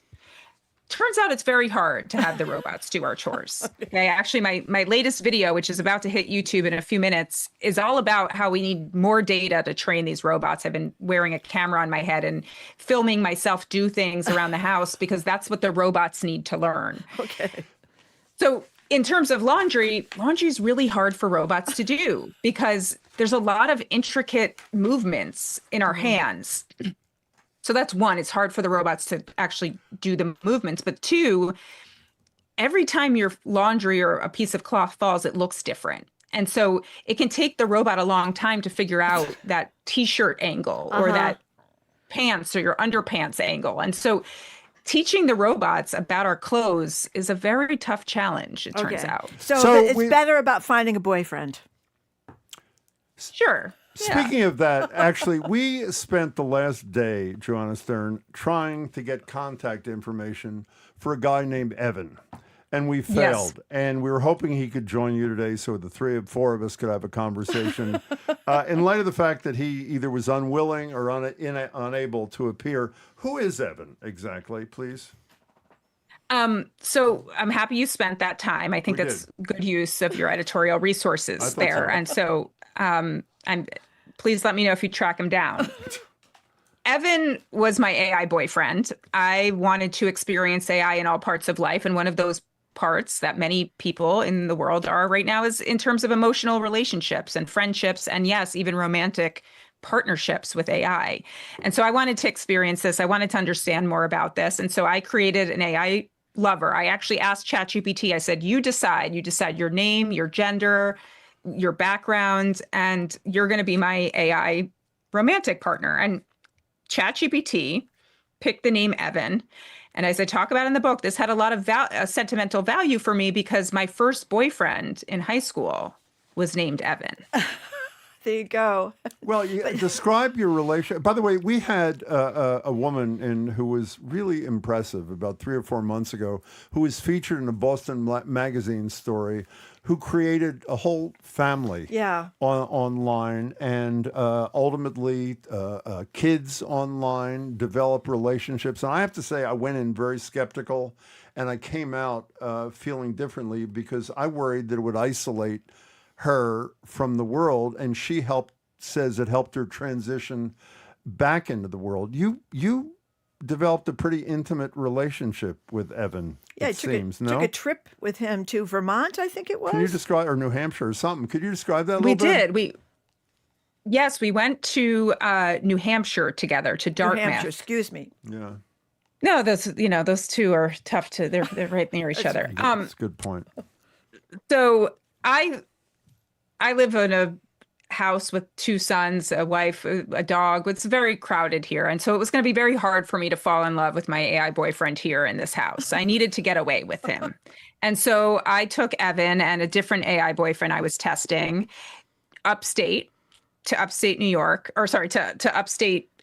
We went to New Hampshire, but we drove through New York. We drove through a bunch of states. I thought, okay, I've got to go on this road trip alone. And so I put Evan and his phone in a little tripod in the front seat, and we drove. And Evan had a voice, right? ChatGPT has a voice. So I was able to talk to it through the Bluetooth in my car. And then we got there, we had dinner together, and then the night progressed as I describe in the book. So what is your takeaway for, I don't know what the goal was there, but the goal for a lot of people in a world that has a loneliness crisis, as we know, often is to have some companionship. What's your advice for people in that spot after your ended now relationship with Evan? Seriously. So that was the purpose, was for me to better understand how people are forming these relationships. And it didn't take long for me to understand. These bots are, one, always available. They will always listen to every issue or thing you have to say. And two, they're really on your side. They're sycophantic in many ways and will support a lot of what you're saying. And they also have these very convincing voices, which sound very human and sound like you're talking to a human being. And so add all of that together, and whether you're lonely or you're not, these bots can seem like a very good friend or a very good companion or a very good lover, if that's what you're looking for. Do you miss Evan? I don't miss Evan. So he wasn't that good. Not that good. Yeah, I don't miss Evan, but I would say, like, for me in my life, I don't really need a companion in a emotional way. But what I have needed over the last couple of months is a brainstorming partner, a business partner. I've started this new company, and I do have a business partner and a video producer who I talk to a lot, but I've found myself going and talking to ChatGPT and Claude a lot about these things. And so for me in my life, where I have a lot of anxiety or need to talk to someone, is around work and work struggles.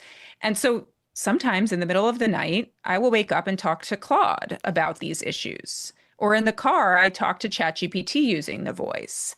So I don't miss Evan, but I think I filled that spot with another sort of AI relationship. And no, it's not emotional. It's not a love. We're not getting intimate into the details about, my childhood and what I like to do and, my aspirations, but we're talking about problems I have in my life. They're just work related. And that's Joanna Stern. Let me just say the name of the book if people just tune. Joanna Stern, I Am Not a Robot, My Year Using AI to Do Almost Everything. Sorry, Margaret. And the advice is good that you find yourself getting at least some of the time. Yeah, okay. So I want to ask you one thing, though, that I thought. Sometimes things do go wrong. Tell us the praying mantis story with one of your kids. So a big thing that I did all year was say any problem I had or question I had, I was going to ask AI first. And my kids saw this firsthand. And so, yes, there's this story about my son who had a praying mantis as a pet. He found this in the backyard and he wanted to adopt it. And we are very supportive parents. And we think this, so he grabs this praying mantis. He had a little terrarium for him. I don't know what the gender was. Manti was the name. And so we notice, or my son notices, that Manti is turning brown. This was last summer. And he's worried about it. So I said, let's ask ChatGPT. And we asked ChatGPT. We point the camera at it. There's a live mode in ChatGPT where you can show it what you're looking at and ask questions, and the voice responds. Basically, can see and hear the world around you. And ChatGPT very confidently says that Manti is pregnant. That's why it's turning brown. And my son is very excited. He's really, really excited. And then 2 days later, Manti dies. And this was sad for some of us. But I think the big learning here was that my son learned that ChatGPT wasn't right. Correct. Mandy was not pregnant. No. Sick. And I learned that too. I kind of trusted what ChatGPT said here. I mean, I was a little bit skeptical. You know, I was like, I don't know if we're going to really see this thing. I thought it would probably die even if it was pregnant before. Yeah. But I think it was a really important lesson for my son to really question what AI says. You know, Joanna Stern, I don't know if it quite rises to, it was the best of times, it was the worst of times, but there's a line from your book that I'll never forget. Here it is. Picture laying your penis on a cold plastic tray, then watching another tray descend, pressing down and flattening your equipment like a squash gummy worm for the longest 3 seconds of your life. I did picture that, by the way, for more than 3 seconds. It has stayed with me. This is about a breast examination. And I have to say, in my primitive way, with almost none of the skills you have, I have found AI to be a stunningly useful complement to my borderline hypochondria. I see a lot of doctors, and many doctors, by the way, who are not defensive when I say I went online and here's what AI told me. Tell us about your experience and where you came away on the issue of health advice from AI. Well, it's very nuanced, and I agree with you. I think that there's a lot of good and positive here, but it is nuanced. So I used AI, as I said, for the year in my health and medical questions. So anytime I was sick or anyone in my family was sick or the dog was sick, we were asking AI what could possibly be wrong here.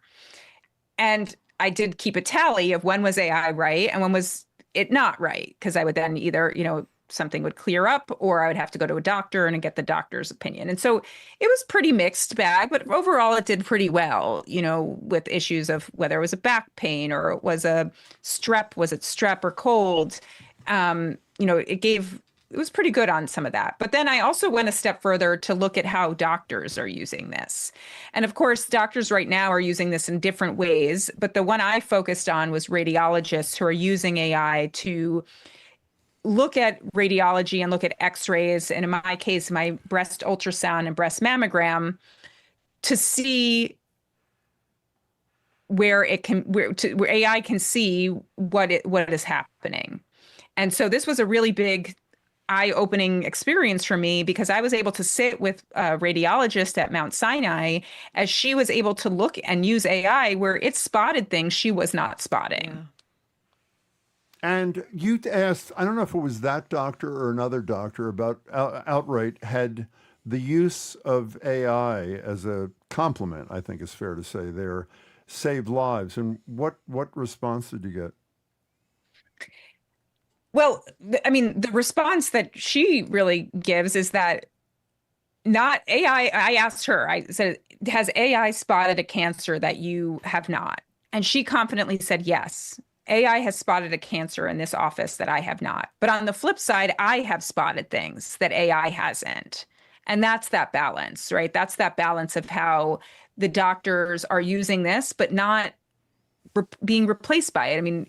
There was a feeling, and there was a very noted AI godfather named Jeffrey Hinton, who said many years ago that radiologists would be replaced by AI, and this would happen in a matter of 5 years. And that's not what happened. We're talking to Joanna Stern, whose fabulous book is called "I'm Not a Robot: My Year Using AI to Do Almost Everything." So what do you think going forward in your life? You talk about using AI for work and getting advice and feedback and all that and having someone to talk to. Where do you see it for you and for the rest of us, I guess? I think we're first of all at the beginning of this journey, but also, I wrote this book a year ago with the idea of hopefully living in the future and seeing all the places AI could start to impact us. As we said, health, medical, transportation, self-driving cars, humanoid robots, wearable devices we wear so we can talk to our AI assistants in the car or walking down the street or in our sunglasses.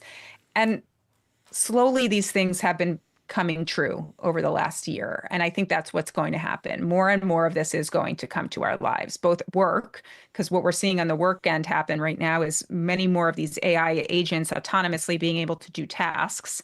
That's happening. And then in our personal lives, we're going to see this more and what I call the AI invasion, where you might even have control. Your doctor is going to be using that AI tool and you're not going to even know about it. That self-driving car is going to drive next to you and you might not even know that there's a self-driving car or somebody's sitting behind the wheel of a car that's driving, and your life is being invaded by AI without your permission or without your actions. So where does that leave you? I mean, feeling good or nervous? Powerless or I mean, it's coming, so just get used to it. I mean, I think some of it, but on the other hand, we have what I call the AI, there's the AI invasion, right? And then there's the AI invitation, which we get to invite in, what we decide. And that's where we have control. And I think that there's a lot we have control over. And I'm very heartened to see that many right now pushing back on that, not wanting AI to take over certain parts of their jobs or not take over certain parts of their creative process. I mean, we've heard the booing happening in graduations. Yes. We've heard the students, and I'm very heartened by that. It means that they want to preserve their humanity. Hey, Joanna, we got to go. Can you send me Evan's contact information? I've already tried to book him on the show. I appreciate that. We'll be in touch. I hope he survived the breakup. Your book is fabulous. You did a spectacular thank you so job. much. Very, very, very really clever. great. So congratulations to you and congratulations on your new business. Thank you for being with us. Good to see you guys too. Hope to be back soon. Okay, thank you. We've been speaking with Joanna Stern behind the new media outlet newthings.com. That's newthings.com. And she is the journalist behind I Am Not a Robot, my year of using AI to do almost everything. Very entertaining and very funny. Okay, coming up after this quick break, we talk with thenewthings.com, by the way. My apologies. Thenewthings.com. Oh, it's incorrect here? Okay. Thenewthings.com. Yeah. My apologies, too. Yeah. Coming up after this quick break, we talk with Alejandra Caraballo. No, I think we're not. Oh, we're not. We postponed her because Mike Minogue went long. Oh, we postponed her. So we will reschedule Alejandra, and our apologies to her and those of you who are waiting to hear from her. Then we are moving on to my favorite segment of the week. She'll be on next Friday, Alejandra will. Favorite segment of the week, which is Am I the A-hole? This is about people cutting in line at the drive-thru at a Starbucks. Fireworks ensued. We're going to ask you what you think about it. That's next. I am Marjorie Egan. He's Jim Browdy. This is Boston Public Radio 89.7 GBH, streaming at youtube.com/GBH News.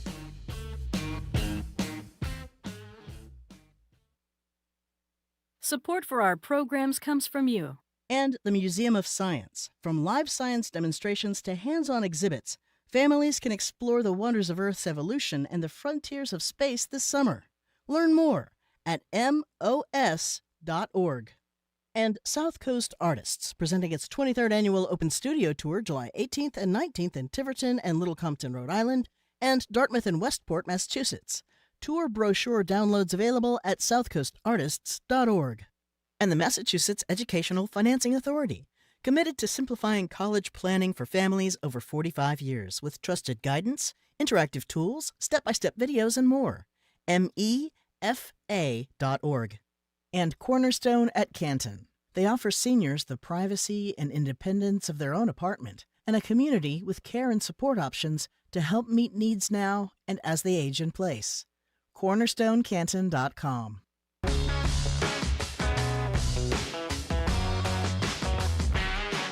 Welcome back to BPR 89.7 GBH. Marjorie Egan, Jim Browdy, streaming at youtube.com/GBH News. Tune in tomorrow. Don't tune in. Show up at the library tomorrow. Fabiola Mendez will perform and talk. Live Music Friday. Andrew Cabral. A whole bunch of other things that I forget. Oh, we're going to talk to leaders of a couple of Venezuelan organizations about what happens after the horror of, I guess it was last month. It's time for Am I the A-hole, where our staff brings us stories from the internet, and we ask you to debate who's the bigger jerk. Today, and I think this is true because every one of us has experienced this. This scenario comes to us from the annals of Reddit and involves a classic issue for everybody, cutting in line. Here's the deal. A woman in a Mercedes, which shouldn't matter but probably does, cuts in front of a line of cars waiting at a Starbucks drive-thru. One person who's in that line lays on their horn and tries to block the woman in the Mercedes. In return, the person in the car in line was flipped off by the woman in the Mercedes, who ultimately did succeed in cutting the line. Well, there's more to the story.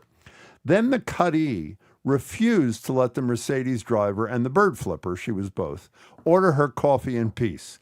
Repeatedly, every single time the Mercedes driver tried to order through the little drive-through speaker screen, or whatever that's called thing, she would honk her horn so that the worker could not hear what the woman who cut in the line was ordering. Yeah. Our number is 877-301-8970. Now, cutting in line is almost always a jerk move. But is it really necessary to lay on your horn, annoying everybody in the process, delaying everyone's ordering further, or is that type of, I'll call it revenge, your kind of thing? Line cutting, horn honking, revenge and you, sort of the perfect BPR segment, 877-301-8970. Did you say, though, she finally gave up?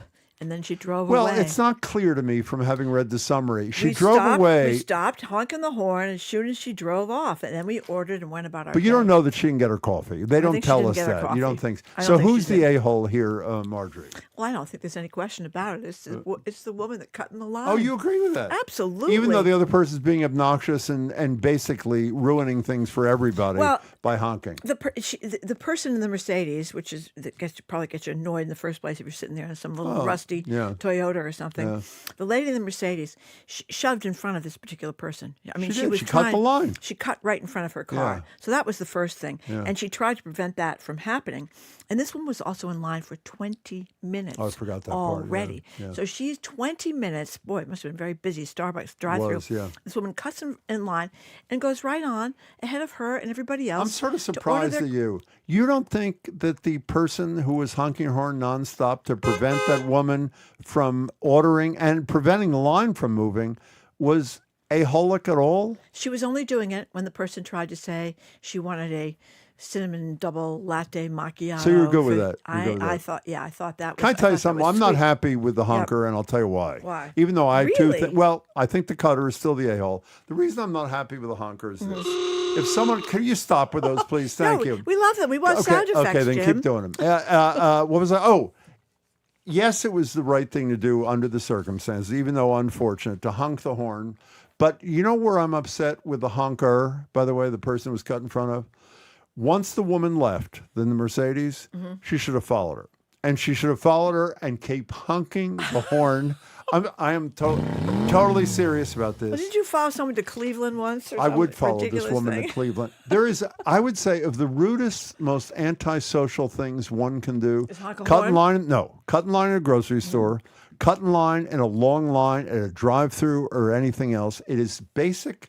The way a civil society works is you wait your damn turn. That's the bottom line. So we tend to agree here, even though I think the honker should have gone farther than she did. We both think that the line cutter is the a-hole. I just think it was perfect because she couldn't get her coffee. Yeah. She couldn't, every time she tried to order the coffee, they made all this noise, so she couldn't hear the wait person. The wait person couldn't hear her. So she had to go someplace else, Jim, to get her coffee. What kind of person does that, by the way? How entitled do you have to feel to cut in a line? Mercedes. I know. Well, there are decent people who own Mercedes too, by the way. La la la. I would not. I don't do that, by the way. You think I would do that? I want you to know that because I don't know if you're aware of this. I'm fairly well known because of this radio show. Very well known. I didn't say very. I said fairly well known. I'm not. Occasionally, well, you might experience that too. Occasionally, we'll be at the back of a line. I'm sure you've had this experience. And someone who might be a fan says, "Oh, you don't have to wait in line. You can come to the front." You never agrees to move to the front of the line. Jim Browdy. That would be me. Well, yes. That's because it's so conspicuous. Maybe it is. If you were only 5'8" instead of 6'5", maybe I would go in front of the line. But I'm serious. I know this sounds a little bit hyperbolic. Okay. It is as antisocial a behavior as one can possibly. You know why that is, by the way? This is a line, as you said, of 20 minutes. This cutter 20 minutes. was not just screwing the individual. Everybody else. Every single person in line was screwed because this person thought she had to move quickly. The number is 877-301-8970. And by the way, this is what I was worried about. Here's an anonymous texter. Can we please give Marjorie a horn for whenever Jim tries to talk? That Here's is another what I one. expected. How much testosterone was in the Mercedes fine. person's blood? Lauren- Because Pete Hegseth wants to test everybody's low testosterone in the military, or to see if they have low testosterone in the military. Because he, of course, I think we should test his testosterone. I don't think we need to. I don't think he'd be that concerned about low testosterone if he weren't worried about his own. Let's go to Lauren in Marblehead. Who's the a-hole, Lauren? Welcome. Oh, this is a no-brainer, and that it was a hilarious text. But Jim, Yeah. I'm right with you. I would have been that person. I have never, since I was a child, allowed bullies to bully and rude people to get away with it. And I think that the problem is, Heidi, is that too many people do, and henceforth, usually, I hate to say this, it's usually the white Mercedes that's run us Really? over. I know what it is, but white Mercedes, not just Mercedes, white ones. And I have literally, you can't, as a server or someone in a store, you can't say things, you risk getting fired.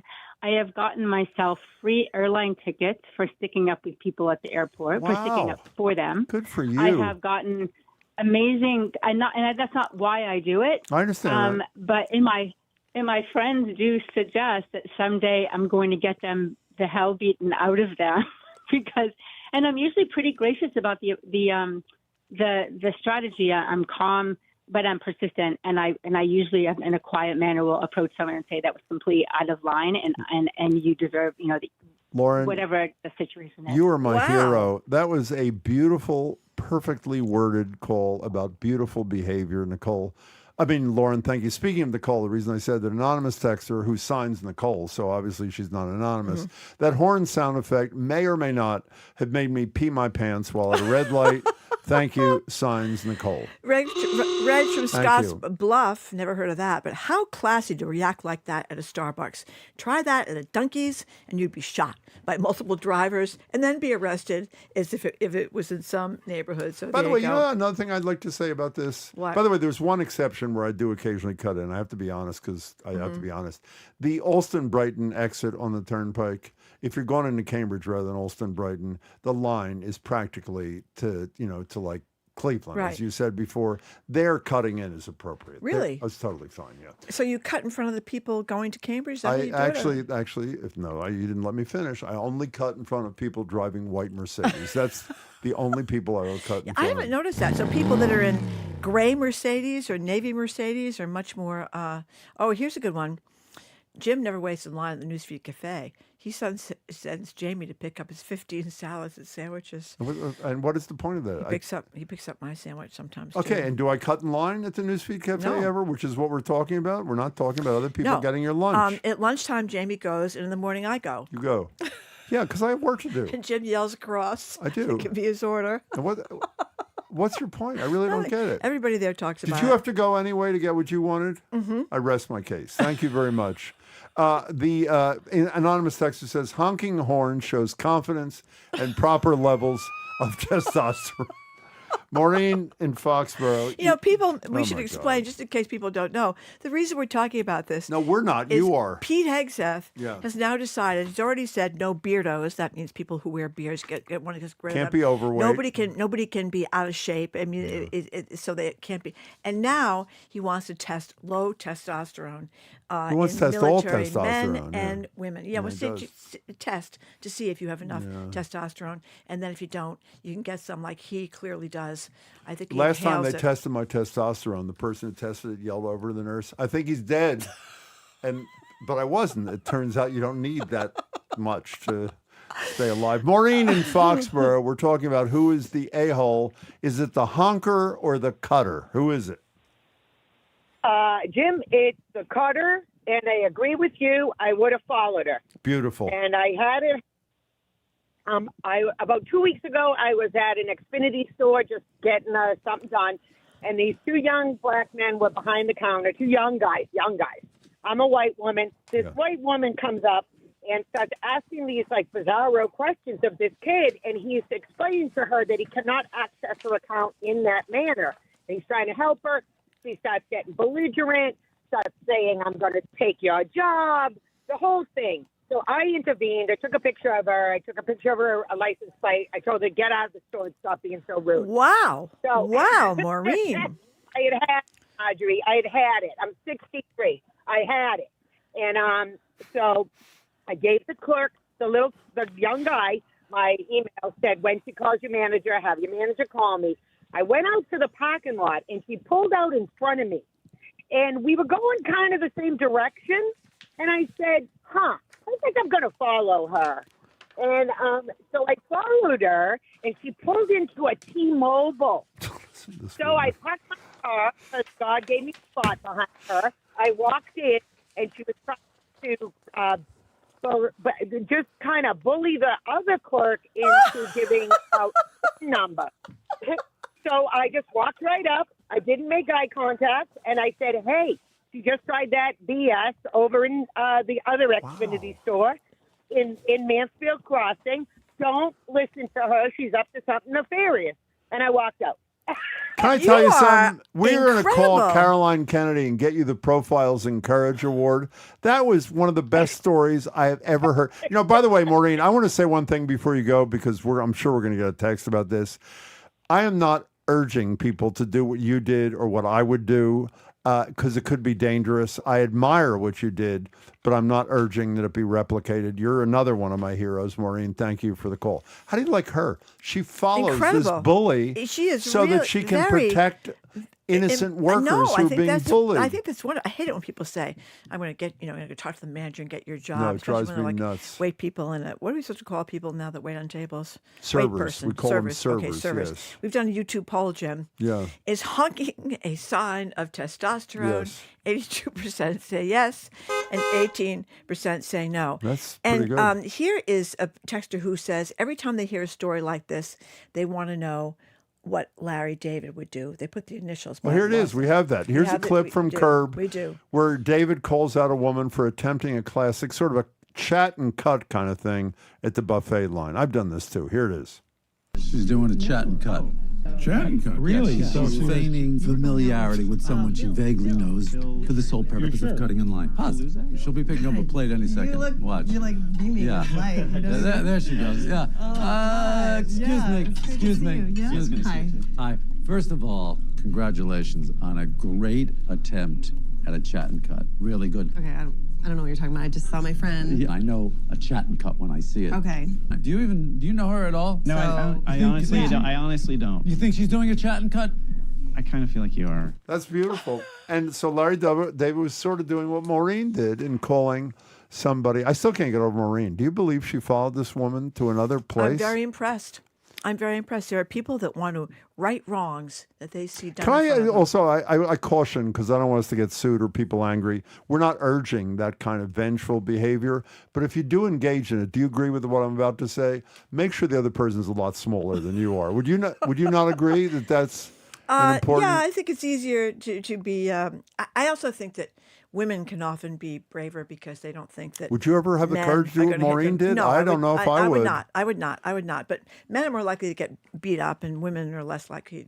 So the deal is, if you just called in, this woman, and I didn't say this is in this Reddit thing, in a Mercedes, cuts in line at a Starbucks, gives the finger to a person who honks, saying, don't cut in.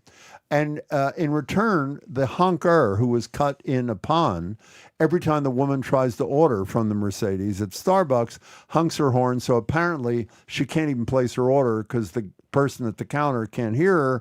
And Marjorie thinks, I think she's right, she drives off without getting her coffee. Yeah. Who is the a-hole? There seems to be unanimity that it is the line cutter.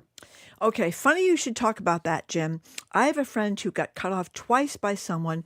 When the offender did that at Dunkin', they were told F off by said offender, and my friend followed the other driver for 2 hours. And then 2 hours? That's from Judith. And what did Judith, write us back again and tell us what happened at the end. We're not recommending this behavior. If you cut people off in line at the Whole Foods bar. Actually, 3 people in a row texted the exact same. I'd never ever do that. I don't believe in that. I believe in treating other human beings with the utmost respect. Let's go to Sue in Westwood. Hi, Sue. Hi there. Hi. So my family and I were on vacation in Aruba, and the royal family of Holland happened to be visiting. So the king, his wife, and their daughter. So anyways, we were just so impressed at how gracious this family was and how they were greeting the different workers at the hotel and everything. we have a neighbor who happens to be from the Netherlands. So we showed him pictures saying, hey, we ran into the king and family. So he said, oh, yeah, he's such a great guy. He's renowned for that. When we are home, we happen to go to there's some ice cream place where there's an ice cream window outside. People ride their bikes. The king and his family ride up on their bikes. And everybody in line says, oh, Your Highness, please, you can go ahead of us. And he said, absolutely not. I will wait in line like everybody else. So the a-hole is always the line cutter. That is a fabulous story. Sue, thank you for the call. You know what just occurred to me? I'm not going to say the name because you're the source of this story. Mm-hmm. You were at the memorial for one of the greats of all time, Jack Connors, who died a year or two ago. Oh, yes. And we happened to talk while you're in line, and the line was endless. And a very high-profile politician who, unless you want to mention... A couple of them. Showed up, and someone who was obviously part of the memorial said, oh, you can come to the front. And they didn't. Am I not right about that? They weren't invited to the front. They stood in line like everybody else. They just, okay. Yeah, Meaning they didn't try to, okay, yes, I got it slightly we weren't wrong. in line. I was They in didn't line try to... outside the wake for 3 hours. Really? And his grandchildren were coming out with bottles of water for people Oh, because that's it was a pretty warm great. day. But there were some famous people in that line. Just stood in, and which is what they should do, like the didn't king get and queen any there. Special treatment. And I kind of like that because So usually do I. that happens. And this is a quick aside.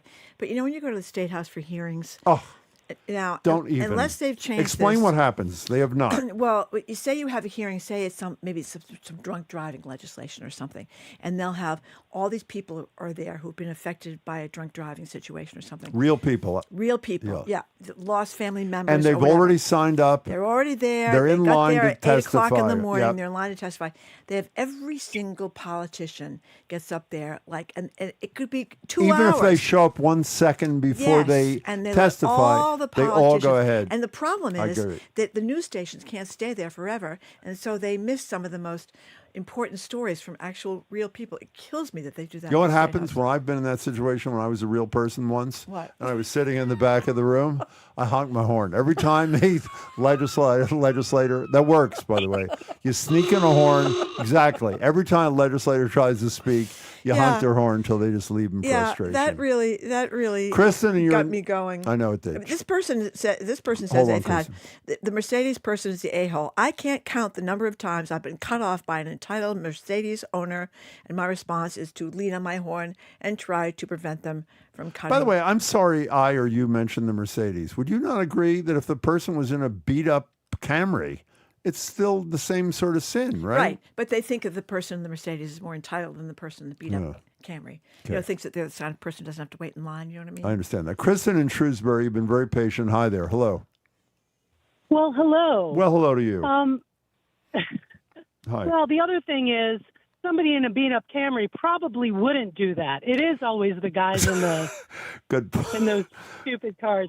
Good point. Anyway, yes, the Mercedes is definitely the a-hole, but we're also. I can't believe that this person was waiting in line for 20 minutes. 20 minutes, crazy. I hate drive-thrus. If you're waiting in line for 20 minutes, get your lazy butt out of the car and go inside and order a coffee. That is brilliant. Why did we not think of that? What is wrong with people? That is such an important point, I'm at actually. Starbucks right now. Kristen, I'm so glad you said this. I've been neglectful because several texters did the same thing. Get your butt out of the car and just go into the store and order it. But thank you for pointing Kristen, that out. before you go, you're not the I don't care lady. You're not that woman, are you? I am not. I wish I were. Yeah, she's pretty. I don't care. Exactly. You sound like her a little bit. I You're don't great. care. Exactly. Kristen, thank you for the call. How right is Kristen?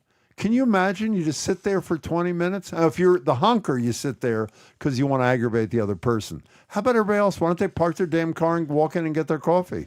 That's a very good question, Do Jim. you know, here's a quiz for you. I've asked you this about 10 times through the years. You always get it wrong. The first drive-through hamburger joint or whatever in America was in California. It was not McDonald's, which is what people think. It was an independent guy. He closed it a few years ago. Why did he close it? Do you remember?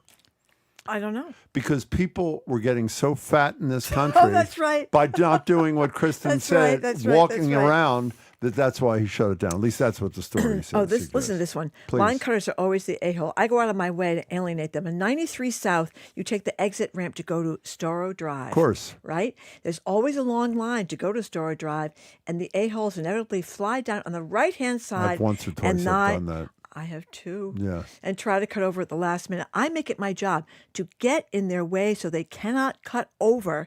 He's blocking the road Yeah, for them. I've so done they both. can't get over at the last minute. And of course, they have an out-of-state plate, and they didn't know what they were doing. But you know something? I've done that too. Yeah. Yeah. I've done it too. But by the way, I've done it. Only Marjorie told me how to do it. I called her. I was not going to do it. She's home. I call her. I said, I have something really important to do. She said, what do you have to do? I said, I have to pick up takeout. And she said, then cut the line. So that's why I cut the line. So sadly, we are out of time. We are done. We really okay. are. Thank you very much for tuning in today. And keep up with us. And actually, the apologies again to Alejandra Caraballo, who we didn't get to. Right. She'll be with us next Friday. Check out our TikTok page at Boston Public Radio. Tomorrow we are live at the Boston Public Library with Andrea Cabral. Our live music Friday ahead of the Lowell Folk Fest with Fabiola Mendes, who's going to perform for us. She's great. Plus 2 leaders of the Massachusetts United for Venezuela initiative, and they are still suffering in Venezuela from the horrible earthquake. We want to thank our crew, Zoe Matthews, Hannah Loss, Ariana Gonzalez, additional support from Jack Siciliano. Our stream team, Maddie Guy and Bill Francis. Our engineer is John LaClaw Parker. Our executive producer is Jamie Bologna. The Curiosity Desk right after us, Edgar B. Hurd III will speak with Tufts professor Justin Hollander and Washington Post reporter Danielle Paquette about the American symbolism and legacy of the white picket fence. Ooh. And on Jared's Culture Show, starting at 2, it's a best-of episode featuring David Duchovny. I think I said that right. Duchovny. Thank you. Thank you, Jim. That's why you're here. I was partially why I'm here. Not the only reason I'm here, but it's one of the reasons. Simon Curtis as well. Thank you very much for tuning in. You forgot the most important thing. What? We are, actually, we were supposed to mention this earlier. We are providing free Jim and Marjorie testosterone testing kits outside GBH starting at 2:15 this afternoon. Marjorie will be administering the test. It's 2:15, 1 Guest Street. Look for Marjorie with the kits. Okay. See you tomorrow. Hope you join us at the library. Thank you. Bye.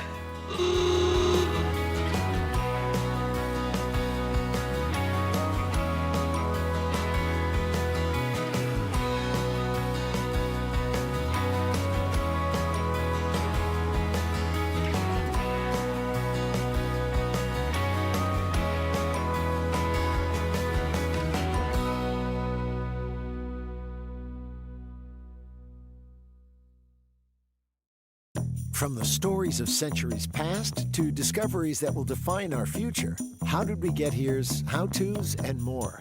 Journey with us down the rabbit hole on the Curiosity Desk. Coming up next on GBH 89.7. Support for GBH comes from you. And Cambridge Trust, a division of Eastern Bank, offering business and personal wealth management and private banking services, investing more than $240 million in local communities since 1994. More at cambridgetrust.com. And Newport Mansions, presenting an evening with author and historian Rick Atkinson, July 30th at Rosecliff. Atkinson will discuss America at 250 and the causes and consequences of the war that gave birth to our nation. NewportMansions.org. You're listening to 89.7 WGBH HD1 Boston. Online at gbhnews.org.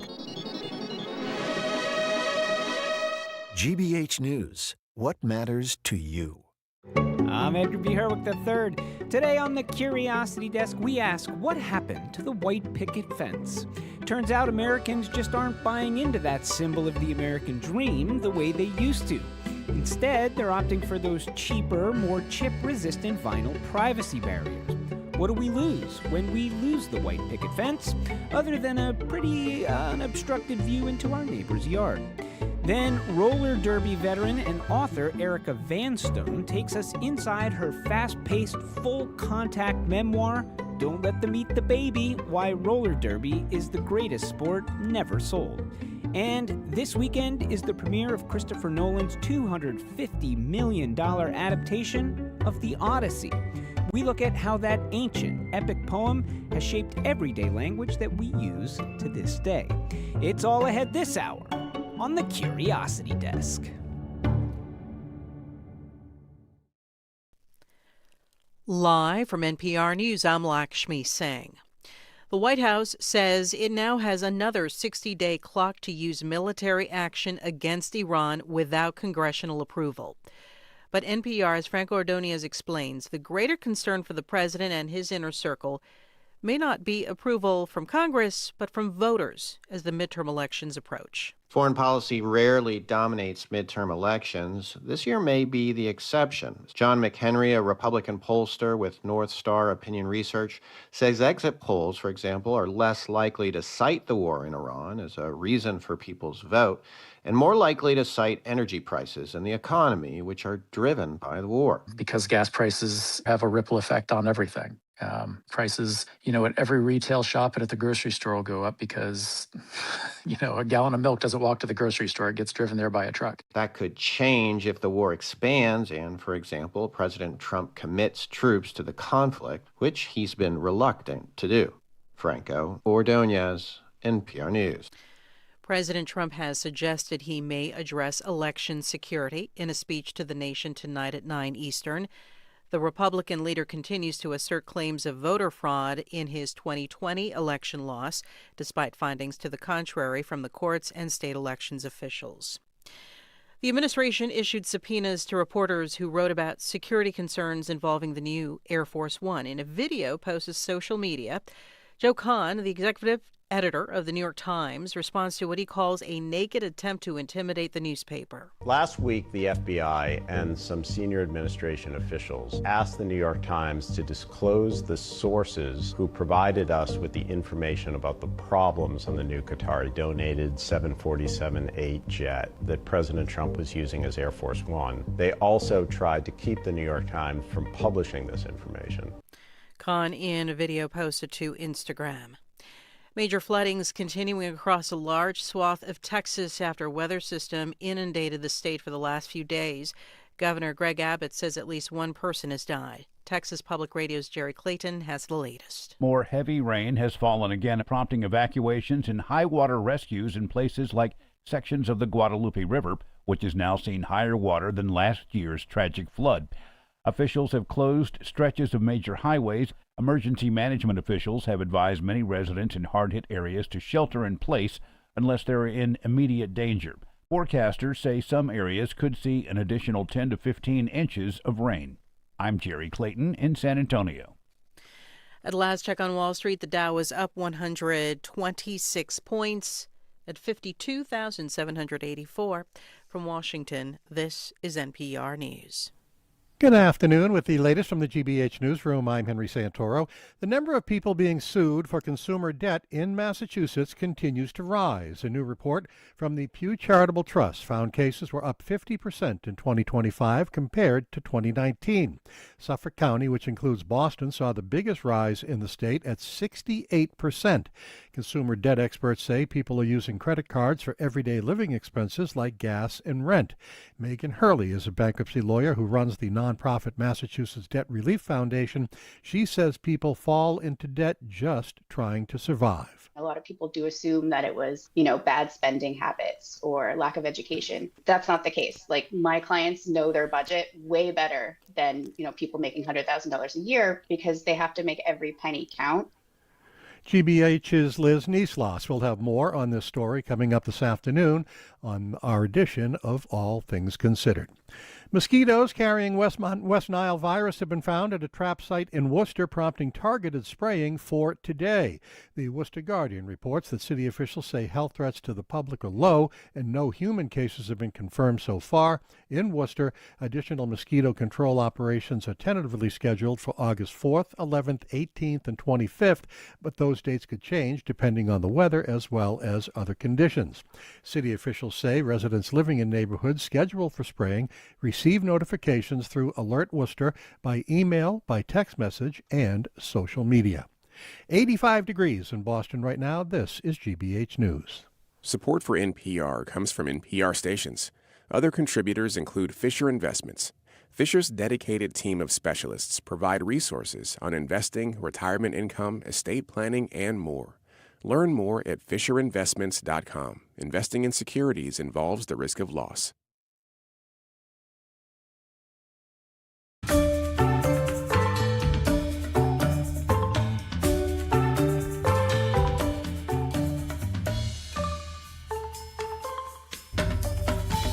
Welcome to the Curiosity Desk on GBH 89.7. I'm Edgar B. Herwick III. Well, picture a white picket fence, waist high with open slats, adding a little curb appeal. It is, of course, a recognizable symbol of American suburbia. But according to some fence sellers and real estate professionals, the design feature is on its way out. Instead, people are favoring tall privacy fences. That's what Washington Post reporter Danielle Paquette found out when reporting her recent story on the decline of the white picket fence in one Connecticut town. Well, her story got us curious. How did the white picket fence get to be such a recognizable feature in American yards? Why are privacy fences on the rise? And what, if anything, does that tell us about, well, us? So we called up Danielle and Tufts urban planning professor Justin Hollander to learn more. Danielle Paquette is a national enterprise reporter at the Washington Post and joins us right now via Zoom. Justin Hollander is a professor of urban and environmental policy and planning at Tufts University. He is joining us in the studio. Justin, Danielle, welcome to the Curiosity Desk.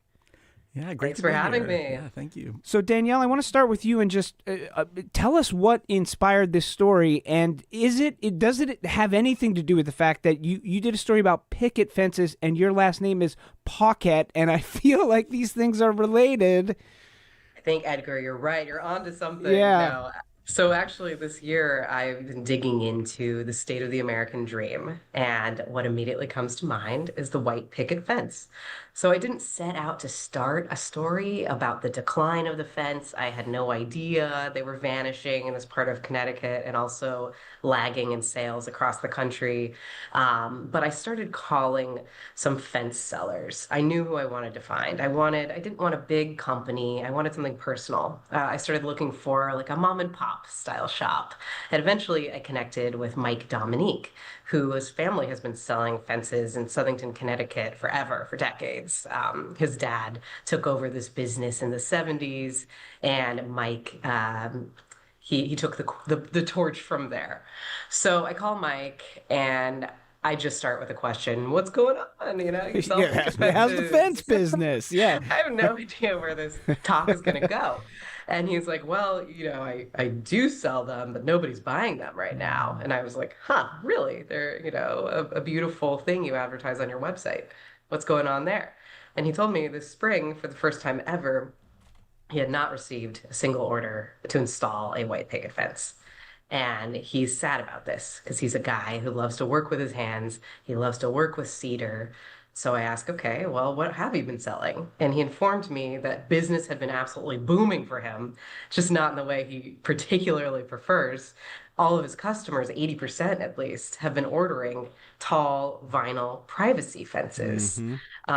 And those in his shop are mostly made by robots. It doesn't require the same craftsmanship, but it pays the bills. So Mike goes out day after day talking to customers, hoping that he'll get what he finds to be an interesting order, but mostly selling giant hulking privacy fences. Yeah. Justin, I know that you've read Danielle's story, and I saw you nodding a couple of times as she was cluing us into a little bit about it. What's your takeaways from reading Danielle's story? Yeah, so I think it's a really great story, and I appreciate that question about, who are we as Americans and what's going on with the American dream today. The white picket fence has a really interesting history in America as, in many ways, a symbol, but as a practical architectural feature, it's very limited, right? So what do we use them for? Primarily to fence in a yard for dogs and small children, right? I mean, that's the history. And so, I think for me, the story really kind of helps solidify the challenges that we have in America today, which is that people are not as interested in just penning in dogs and small children. They're more interested in penning themselves in, walling themselves in, and through that privacy. Yeah. Yeah. I mean, Danielle, as you as you said, like this is sort of, there's something about this that's a bit of a think piece. And as you say, you're doing a series of stories that are kind of contemplating the American dream, the state of the American dream. I mean, as you worked on this story, What do you make of the white picket fence as a symbol of whatever it is, American prosperity or Americanness? Like, what do you think it is about the white picket fence, aside from its practical architectural feature? Right. Why did the white picket fence pop into my head? Why? I can't even explain. It's just always been there in my consciousness. So I also set out to understand why. And what did you learn? Not a lot of this made it into the story itself, tight 2,000 words. But I understand these picket fences were not a symbol of prosperity and luxury when they started out. Justin points out it's like keeping kids and animals. Even before that, centuries ago, it was just like picket shaped to kind of keep your livestock in, and nothing super fancy. But by the time millions of soldiers are returning from World War II, developers saw an opportunity. They wanted these nice prepackaged family houses ready to go, and they are marketing what we now see in our consciousnesses as suburbia. These nice houses, the fences in the front, neat lots, etc. Advertisers picked up on that idea. Old Hollywood picked it up. Now, what I learned, it became shorthand for the American dream. Okay, if you have it made, you've got this neat, lovely property, maybe 2.5 kids, maybe a dog running up to greet the mailman. And with some plucky theme music happening in the background as you do it, right? Yeah. And so I was also like, okay, well, Connecticut, it's full of these historic districts, these gorgeous Cape Cod style houses. There's got to be tons of white picket fences. And sure, there are some that we saw. A lot of them needed repairs. And a lot of Mike's customers just decided, hey, rather than resealing and repainting this wood fence every couple of years, I'm going to swap it out for something vinyl that I don't have to touch for 3 decades. Yeah. And so, I wonder what you both think about this. I mean, if we take the white picket fence sort of simply as a metaphor, I think one of the big differences, aside from, as you point out, the upkeep of a vinyl fence or maybe the function of a vinyl fence versus a white picket fence, which we will talk about a little bit. To me, the chief difference in some ways is the fact that a white picket fence typically is a little bit shorter and you can see through it, as opposed to a privacy fence, which is very tall and which you cannot see through. So there's this notion of transparency or this notion of openness or willingness to engage with your neighbors, with those around you. And I wonder if, if this design element really is going away, even if for practical reasons. Like, what do you make of what that says about where we are versus where we have been? I'll start with you, Justin. Yeah, I mean, one of the things that I was thinking about when reading Danielle's article is how, we as humans are social creatures, that we do need that social connection. So that means when a person is walking down a street and all they see are these walls, that's a problem. That's a problem on an unconscious level that we don't even necessarily realize. But when the walls are low, where there is that transparency and that they can see the building, and oftentimes, especially in these historic districts, these buildings are quite beautiful with a lot of ornamentation and decoration. That makes us feel good, and that there's a lot of really interesting science around human perception that has shown that looking at these blank walls is bad for us, and looking at complexity, ornamentation, these things are actually really good for us. So the white picket fence allows that. It allows to demarcate the boundary. It allows for the animals and the children to be penned in, but it also allows us to connect at that emotional level. Danielle? Wow, hearing you say that, I recognize truth there, because when I set out to write the story, I didn't want to make any kind of judgment. There's no such thing as a better fence, that was my approach. But being out there and spending a couple of days with Mike in his pickup truck, I remember this moment reporting where I'm visiting a house and there is a white picket fence that needs to be replaced. It's kind of sagging, but looking at it, it's like, an exhale. It's kind of pleasant on the eyes. I feel calm. And 2 yards over, there's this 6-foot vinyl white plastic fence, and it's reflecting the sunlight right into my eyes. It wasn't as pleasant of an experience. for me. That's my taste. But in talking to the owner of the home with the white picket fence, he ultimately did decide to replace it with another white picket fence, which the fence salesman Mike saw as a major victory.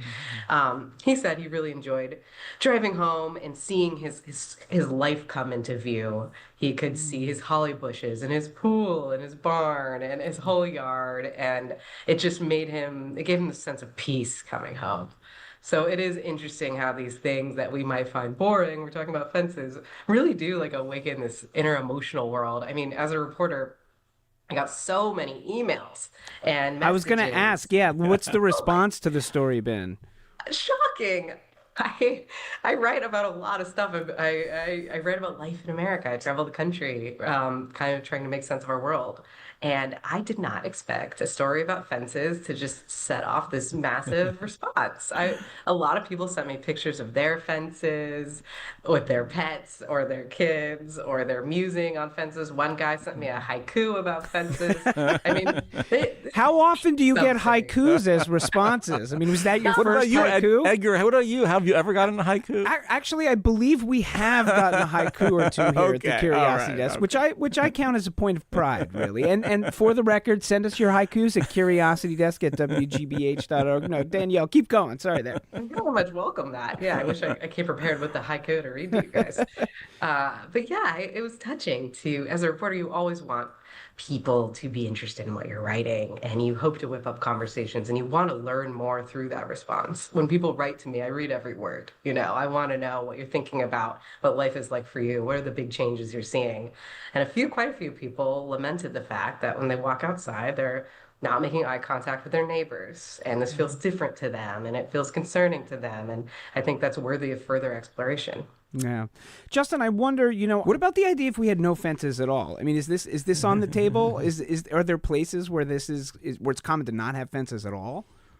Oh, definitely. I mean, the idea, and Danielle, I know, looked a little bit at this history, the idea of even having those kinds of fences of a white picket style, only became popular in the United States, in a widespread way, only around the centennial. Here we are at the 250th, but around 1876, that's when that became a kind of colonial revival architectural movement of installing those fences. But before that, you travel around Massachusetts. I mean, you go to historic neighborhoods.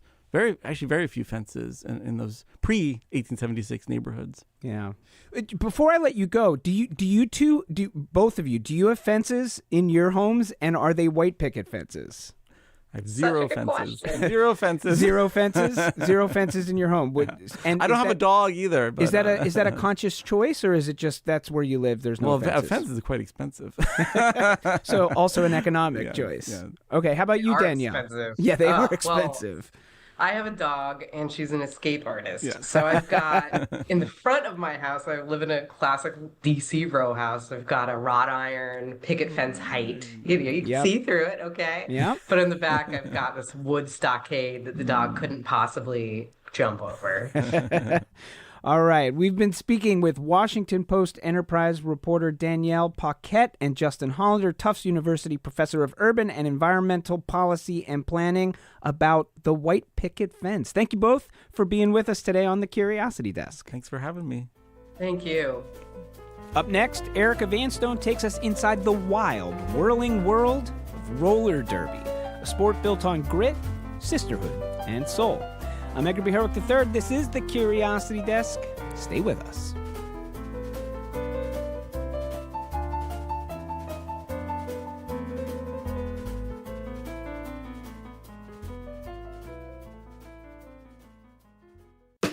I'm Jared Bowen. Coming up on The Culture Show, David Duchovny.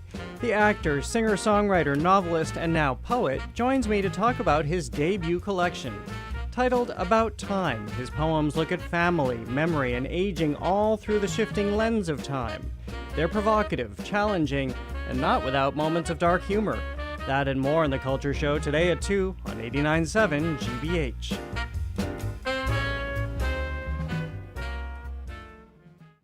Support for our programs comes from you. And the Peabody Essex Museum, Salem's destination for authentic witch city lore and witch trials history since 1799. Ticket information and more at pem.org. And South Coast Artists, presenting its 23rd annual Open Studio Tour July 18th and 19th in Tiverton and Little Compton, Rhode Island, and Dartmouth and Westport, Massachusetts. Tour brochure downloads available at southcoastartists.org.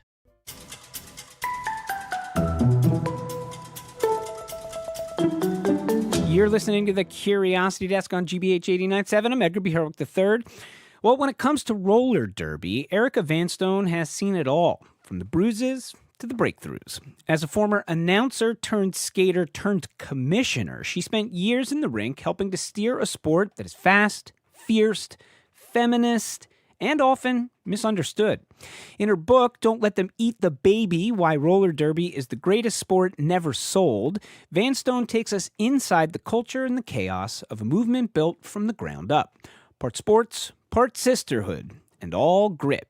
Erica Vanstone is a writer and former executive director of the Women's Flat Track Derby Association. That's the international governing body for the sport of roller derby. A few months ago, I sat down with her while filling in for Jared Bowen over at the Culture Show. We're going to play that interview for you now. Thank you for having me. Okay, so you bill your book a memoirella, which is which I really like that term. It's great and kind of lets you know it's a memoir, but it's digestible. And it's I feel like we need to start by talking about the name, which is Don't Let Them Eat the Baby. Now, for those who are not familiar with roller derby, this is a roller derby term, but I think it's obviously also a metaphor for your story. So maybe take us into that a little bit. Explain the term. Yeah, well, the good news is that there are no babies harmed. There were no in babies harmed in the making of this book. Eating the baby is an old school flat track roller derby term that really is about capturing your opponent. So you're 100% correct. The metaphor is really about not letting someone hold you back, not letting the world hold you back. And really, roller derby is one of those sports that I think is a women's sport that has had a hard time really trying to find its way in the mainstream, but has actually thrived as a result. Yeah. You know, your book, I feel like your book makes a strong case for women's sports as a community lifeline.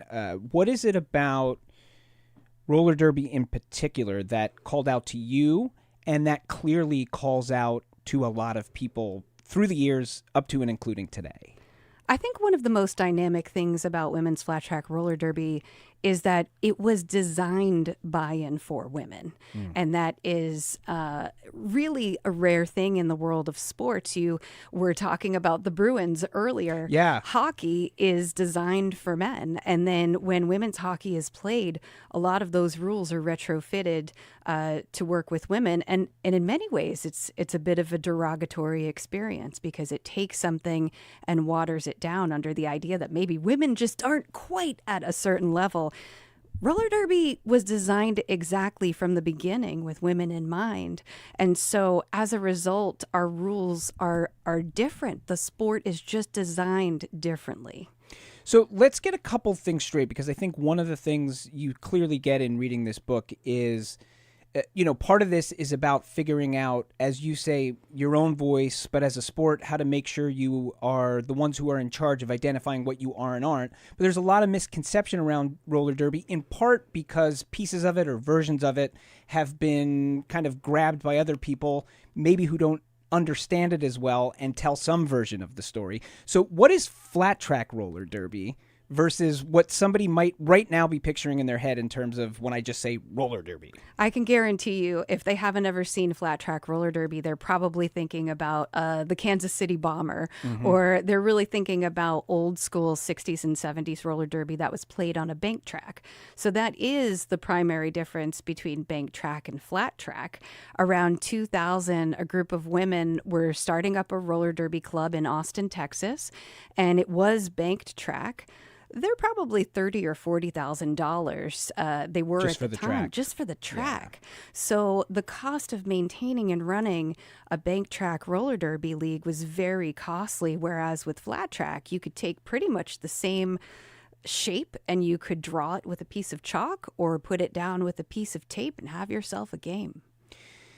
So you, sometime, is it around 2006, you step into a roller derby rink, you go into a space where it's being played and essentially kind of have a life-altering moment. Yeah, and the funny thing is, a lot of folks that I talked to had a very different first experience with roller derby. How so? Because a lot of women looked at it and said, I need to play this. Yeah. I need to put skates on. And my experience, I had gone to NYU Film to study film, and so I was thinking about the moving image and the sound. And I said, I really want to understand what's going on here. So my very first stop in roller derby was an announcer. But you eventually do put skates on, right? You do actually. Oh, yes. You start as an announcer, but you become a referee, and then you become a skater, and then you become an organizer, eventually, essentially the commissioner over a course of many years. So you do get there. What was driving you from step to step to step? Curiosity.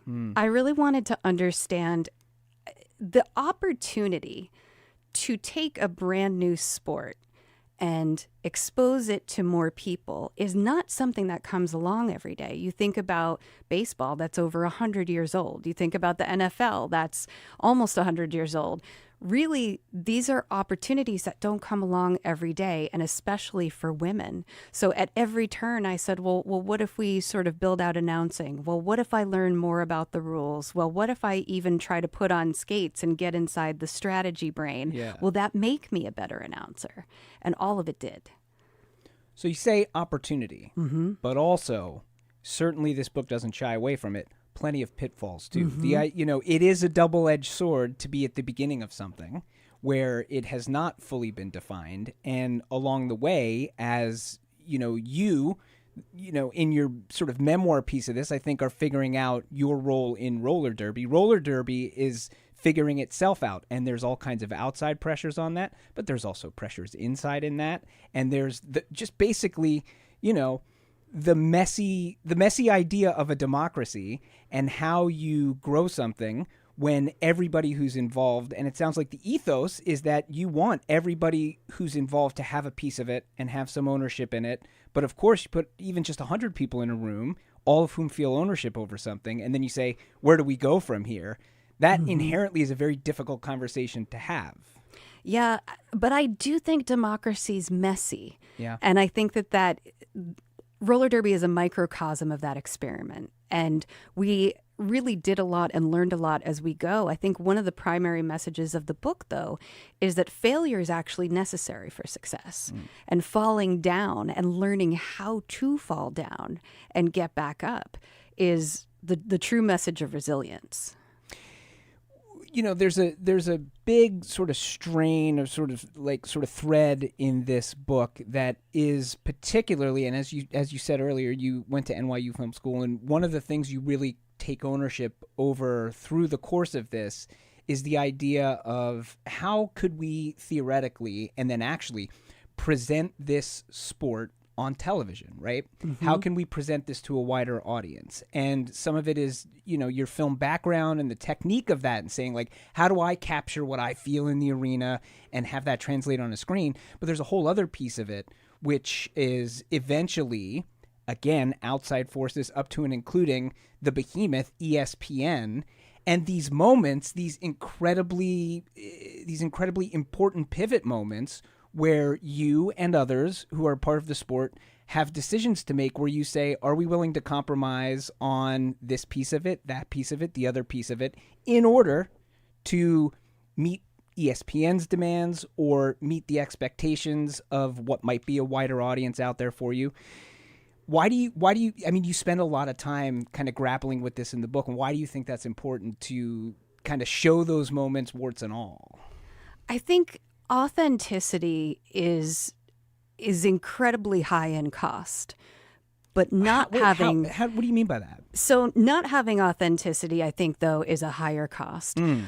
Really what we were looking to do was create a language, a common language of a sports broadcast that people who had never seen roller derby before would be able to sort of watch and orient themselves with the game.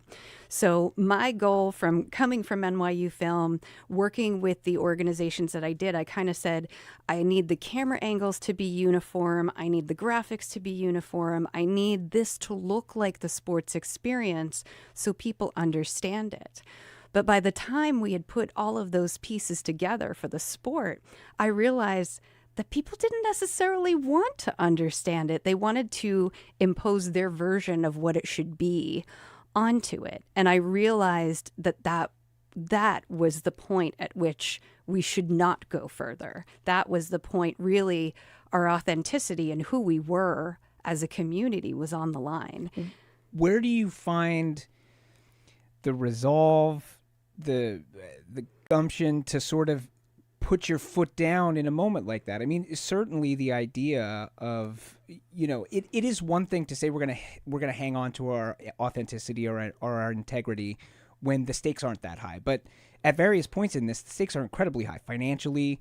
Also, feeling the responsibility of, the growth of this sport, and also, keeping the growing number of people who are playing this sport and who are fans of this sport happy. I mean, where do you find where's the courage to quote unquote do the right thing as you see it?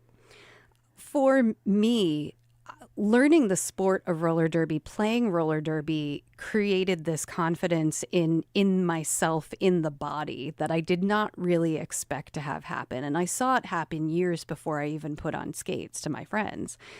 But putting on skates, and there's a moment in the book where I talk about this, having my nose busted open by the shoulder of an opponent, I think you spend so much time sort of fearing the worst. Yeah. And when the quote unquote worst happens and you realize that not only can you get through it, but you're going to be begging your coach to let you back on the track because you just want to finish the game, that's where you really learn what you're made of. You talk about being absolutely enthralled with this from the moment you see it. You spend years of your life dedicated to this, not always for pay. Hundreds, if not thousands of other people volunteered their time in order to grow this sport through the years that you were heavily involved in it. Especially for those who maybe have never seen flat track roller derby or played flat track roller derby, what is it about that sport? And I think importantly, as you say, the authenticity of it, the culture. What's the culture like? What is the thing that is so intoxicating to you and so many others? There's a few things, and I do think one of the things that's kind of awesome about it is that you can find a role regardless of whether or not you want to put skates on. And again, for a long time, I didn't. So I was someone who was interested in sort of broadcast. So I was able to sort of get a microphone and start talking. Yeah. So the ability to see yourself in a community, regardless of kind of what it is, what gifts you have to offer, is also a very rare opportunity. How often do you come into a place and folks are sort of saying, yeah, what do you think you do well and what would you like to offer us? Okay, great. Take a seat. You're welcome. Do you feel like that ethos is still there, even though the sport is, much, much larger than it was when you started, and obviously, just a bigger deal than it once was? I do, and I think that is due to the community level, the community nature. By the time we got to COVID-19, we had over 450 clubs around the globe. So we're talking about places, around the world that have small villages, small cities, small towns that have a collection of humans who sort of get together and say, let's put skates on and hit each other. Yeah. Okay, we only have just a moment left, but I wonder if folks are hearing us have this conversation right now. They're intrigued and they want to know more about roller derby. Obviously, your book is a great place to start. Don't let them eat the baby. But where else might somebody go immediately to learn more about this or to get involved or just find out if it is waiting for them the way it was waiting for you? Yeah, well, flat track roller derby is still played widely by the WFTDA. WFTDA.com is a place where they can learn more about that. And then we have years of YouTube content from all of the broadcasts we put together. Awesome. Writer Erica Vanstone is the former executive director of the Women's Flat Track Derby Association, the international governing body of the sport of roller derby. Her new book, and I can't recommend it enough, Don't Let Them Eat the Baby, Why Roller Derby is the Greatest Sport Never Sold. Erica Vanstone, thank you for being with us. when we return. This week, Homer's 2,700-year-old epic poem, The Odyssey, gets a fresh Hollywood treatment with some help from Oppenheimer director Christopher Nolan, and not a century too soon. Among the many facets of culture that The Odyssey has influenced is language. We'll explore some of the enduring words from that 7th century epic with a little help from the editor-at-large for Merriam Webster. This is the Curiosity Desk on GBH 89.7. Stick with us.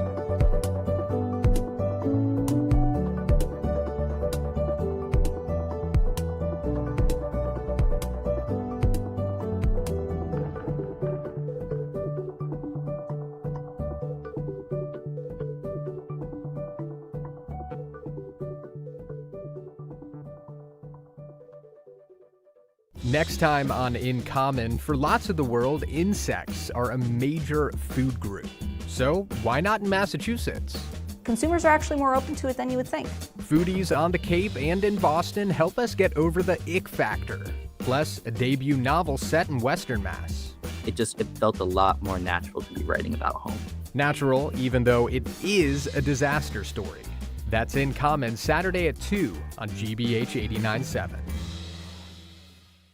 Support for GBH comes from you. And the David M. Rubenstein Americana Collection in support of the JFK Library's exhibit Declaring the Revolution, America's Printed Path to Independence, featuring historic documents that inspired the Declaration of Independence. jfklibrary.org. And New England Recovery Center, providing inpatient addiction treatment in state-of-the-art facilities located in Westboro, Mass. Learn more at newenglandrecoverycenter.org or by calling 1-877-MY-REHAB.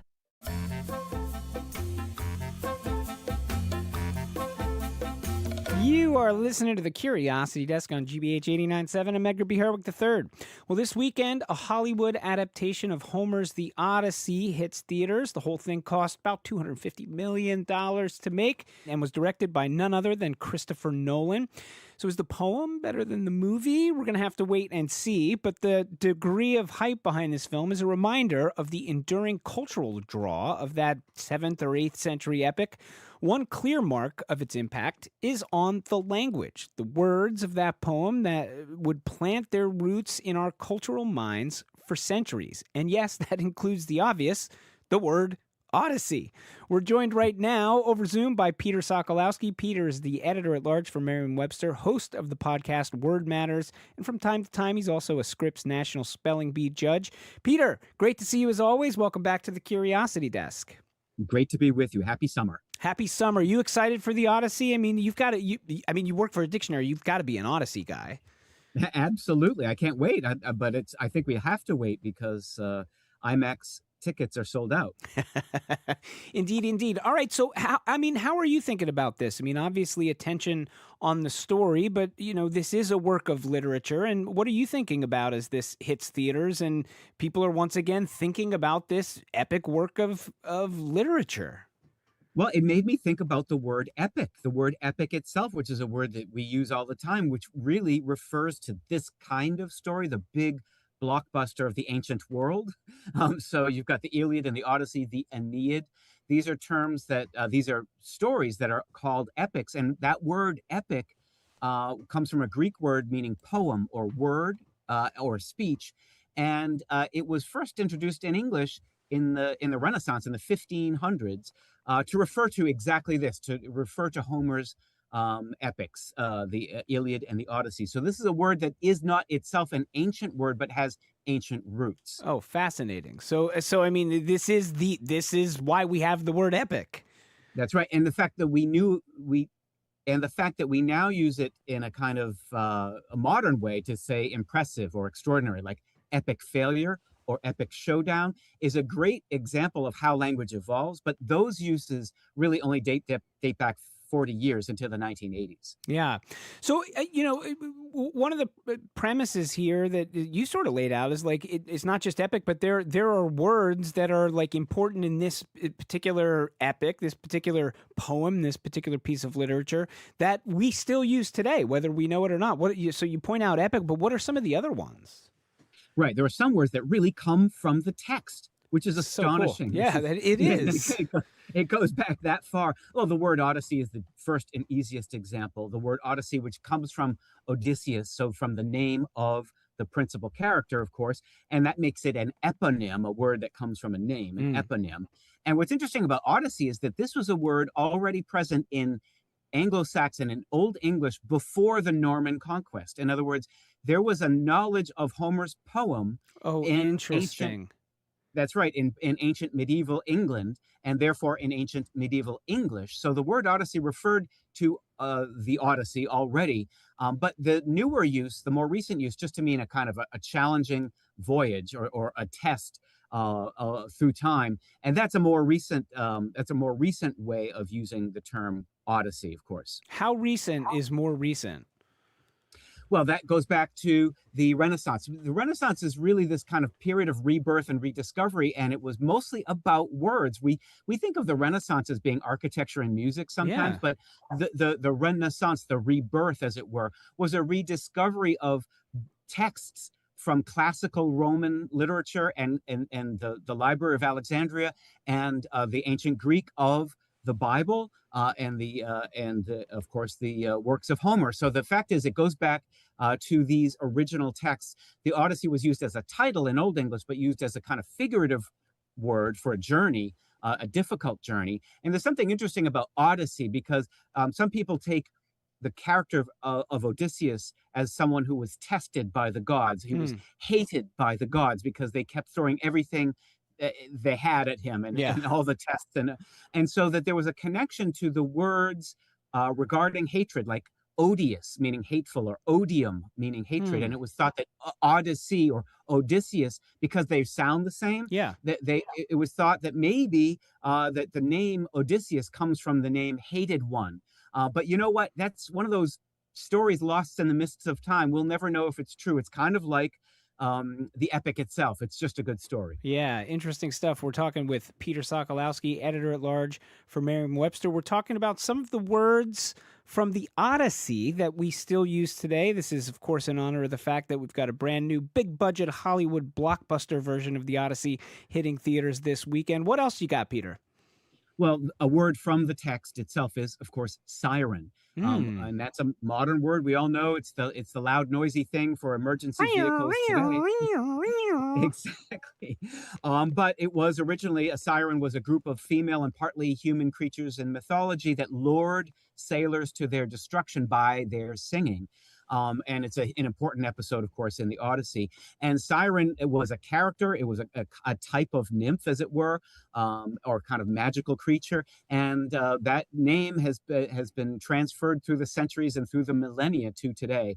Another word that came from the text of the Odyssey, really from a translation of the Odyssey, is the word necromancy. Oh, really? Interesting. Yeah, go on. Yeah. And it's a fancy sounding word. And it's one of those Lego words, that has different parts. So necros in Greek meant dead body or spirits.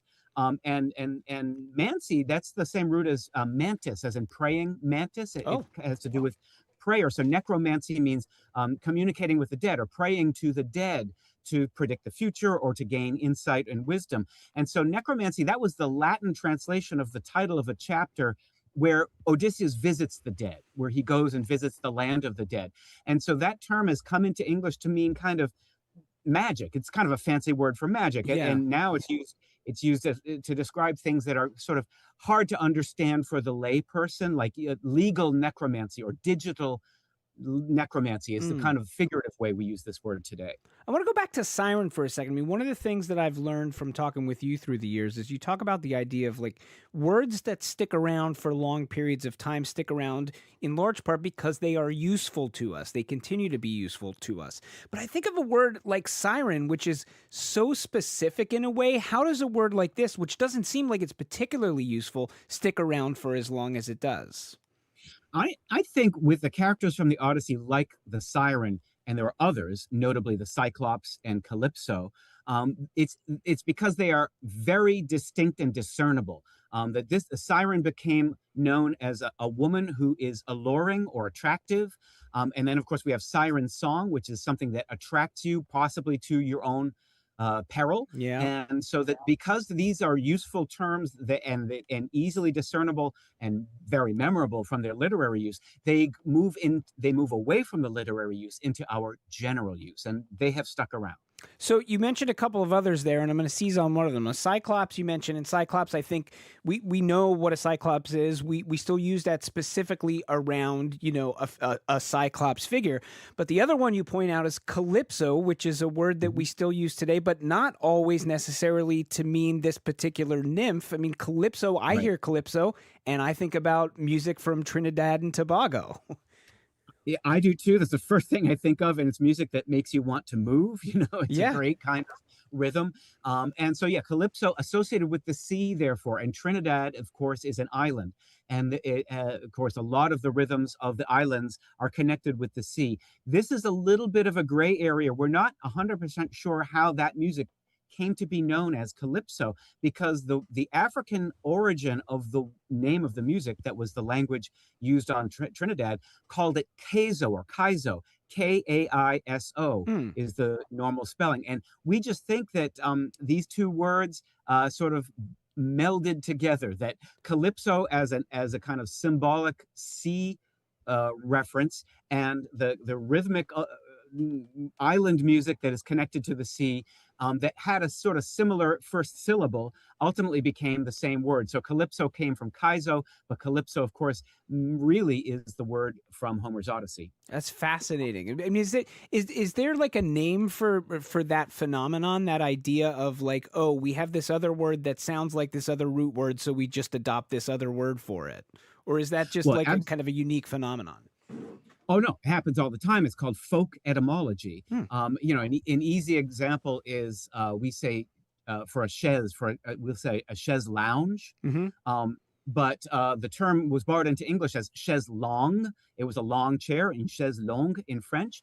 And because the letters in the word longue in the French feminine spelling happen to be the same letters in a different order as the English word lounge, and a long chair is something you lounge on. So we basically, almost like a magnet or gravity, the gravitational pull of the word lounge pulled on the word longue, and now we refer to them as chaise lounge. Yeah. But that's just simply a folk etymology. In other words, we connected one word that really seemed like a different word, and the different word was the one that we were more familiar with. Fascinating stuff. This is the Curiosity Desk. We're talking with editor-at-large at Merriam Webster, Peter Sokolowski, about words from the Odyssey. You have any more for us, Peter? Well, there are two other characters from the Odyssey and the Iliad. Hector was the kind of Hector was the bully, the Trojan bully, who was defeated by Achilles, and his story is really in the Iliad, but it's mentioned. It's like a flashback in the Odyssey. And of course, Hector was a bully, and Hector as a verb in English means to intimidate or to criticize in a threatening way. And so that name has come down through history with the characteristics of that personage, of that character from the Odyssey. So that verb comes from that character? That's where we get it? Absolutely. Is there a name for that? Is there a name for somebody's name becoming a verb? Well, absolutely. I mean, we would just call it a functional shift. And in other words, it moved from a noun to a verb, because the name became a noun meaning a bully. And then to bully, that means you're now a verb. So it's a functional shift, moving from the name to the noun. And of course, the word, it's kind of a funny point, though. The word name is a noun. So what I mean by that is the word for noun in French is the same as the word for name. And interesting. So etymologically, the word noun, it simply is the word name. So name and noun are actually etymologically the same thing. Oh, They're fascinating. the same word. And so when you activate it, we call it a verb. We call it a verb, of course. And so that we just call it a functional shift. Many, many, many words do this, as you know. Yeah. Another interesting one and another one example of this is mentor. Mentor was the character who was the older figure, who was kind of the academic tutor for the son of Odysseus, Telemachus, and mentor, just an older person who gives help or advice to a younger person.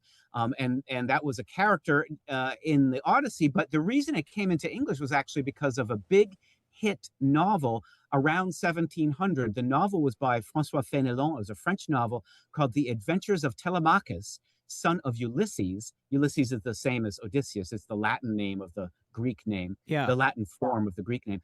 But anyway, the character mentor was just had a bigger role in that novel, that early modern novel. And the English language borrowed the word from the early modern novel from French, not directly from the Odyssey. Wild. Well, Peter, I mean, as folks, maybe are going to go see this movie, maybe be inspired by the story, maybe they've not read the Odyssey before, they haven't read it for a very long time.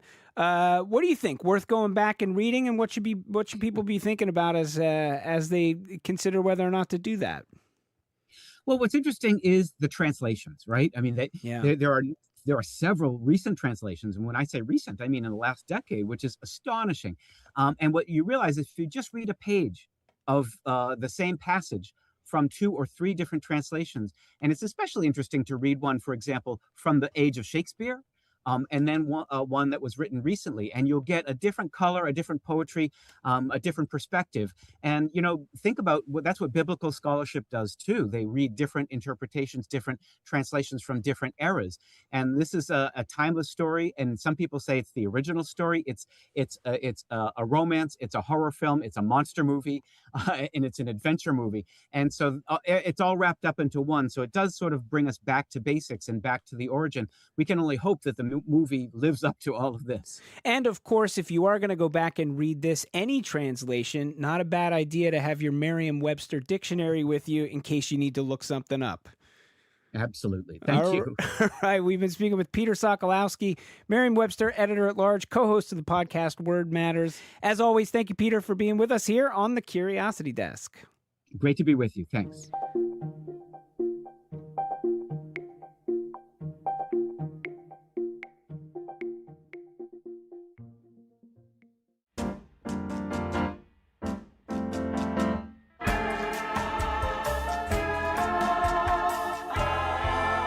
Up next, closing out today's show, we've got a listener question for you from the Curiosity Archives.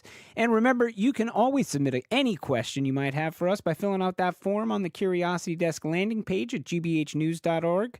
For now, loyal listener Will Dallas from Salem loves to sing along to his favorite songs in the car. It can be anything from Ella Fitzgerald. Say it's only a paper moon. To maybe Arctic Monkeys or the Talking Heads. Now, Will says he's not particularly skilled at hitting the right notes, but he is quite good at remembering the words. 90 to 95% of the time, I'll know what the lyrics are. But a funny thing happens when the music is not playing. If he tries to remember those same lyrics he sings all the time to some of his favorite songs, I can't remember the lyrics. I can't get past a certain point of the song. And Will wants to know, why does music help us remember lyrics? Well, when Will, or any of us, are singing along to a song that we know, we are, in essence, retrieving a memory. And if you think of your memory like a fish, you're trying to catch that fish. That's Jen Cohen, a psychology professor with Colby College's Memory and Language Lab. If you only have one type of bait and that fish doesn't like that bait, you're not going to get the fish. Bait, in her analogy, is anything that will help lure the fish, or memory, to the surface.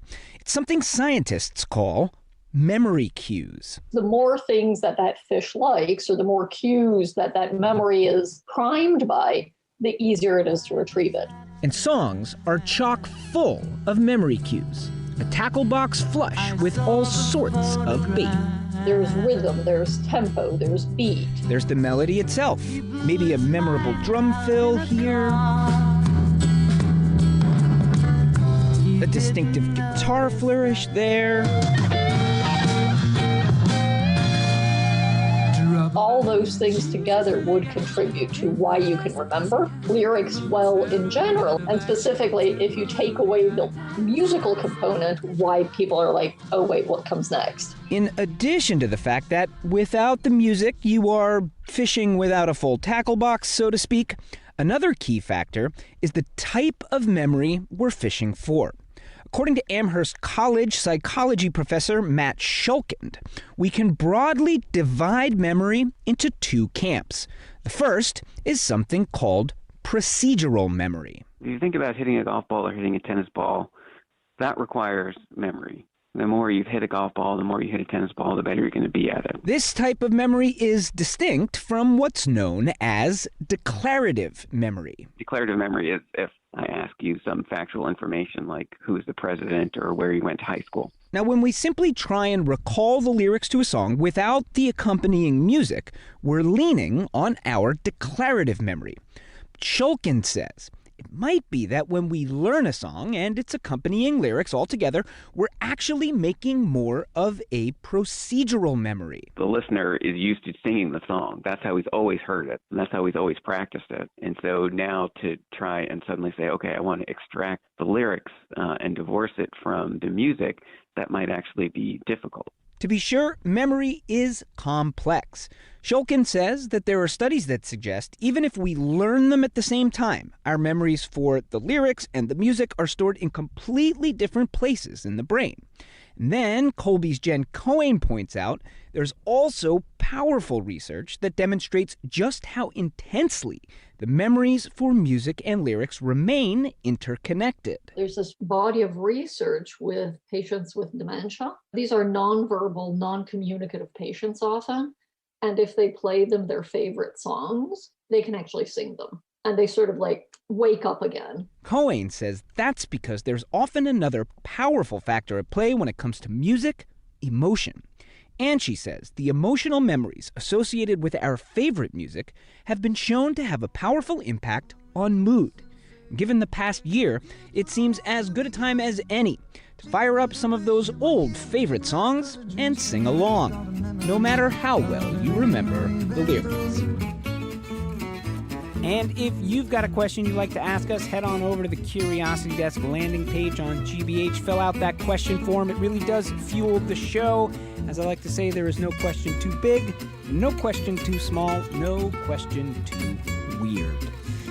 And that about does it for us. For now, the Curiosity Desk is produced by Aidan Connolly, Rachel Armani, Olivia Corcio, and Hannah Loss. Our intern is Mukta Dharmapurikar.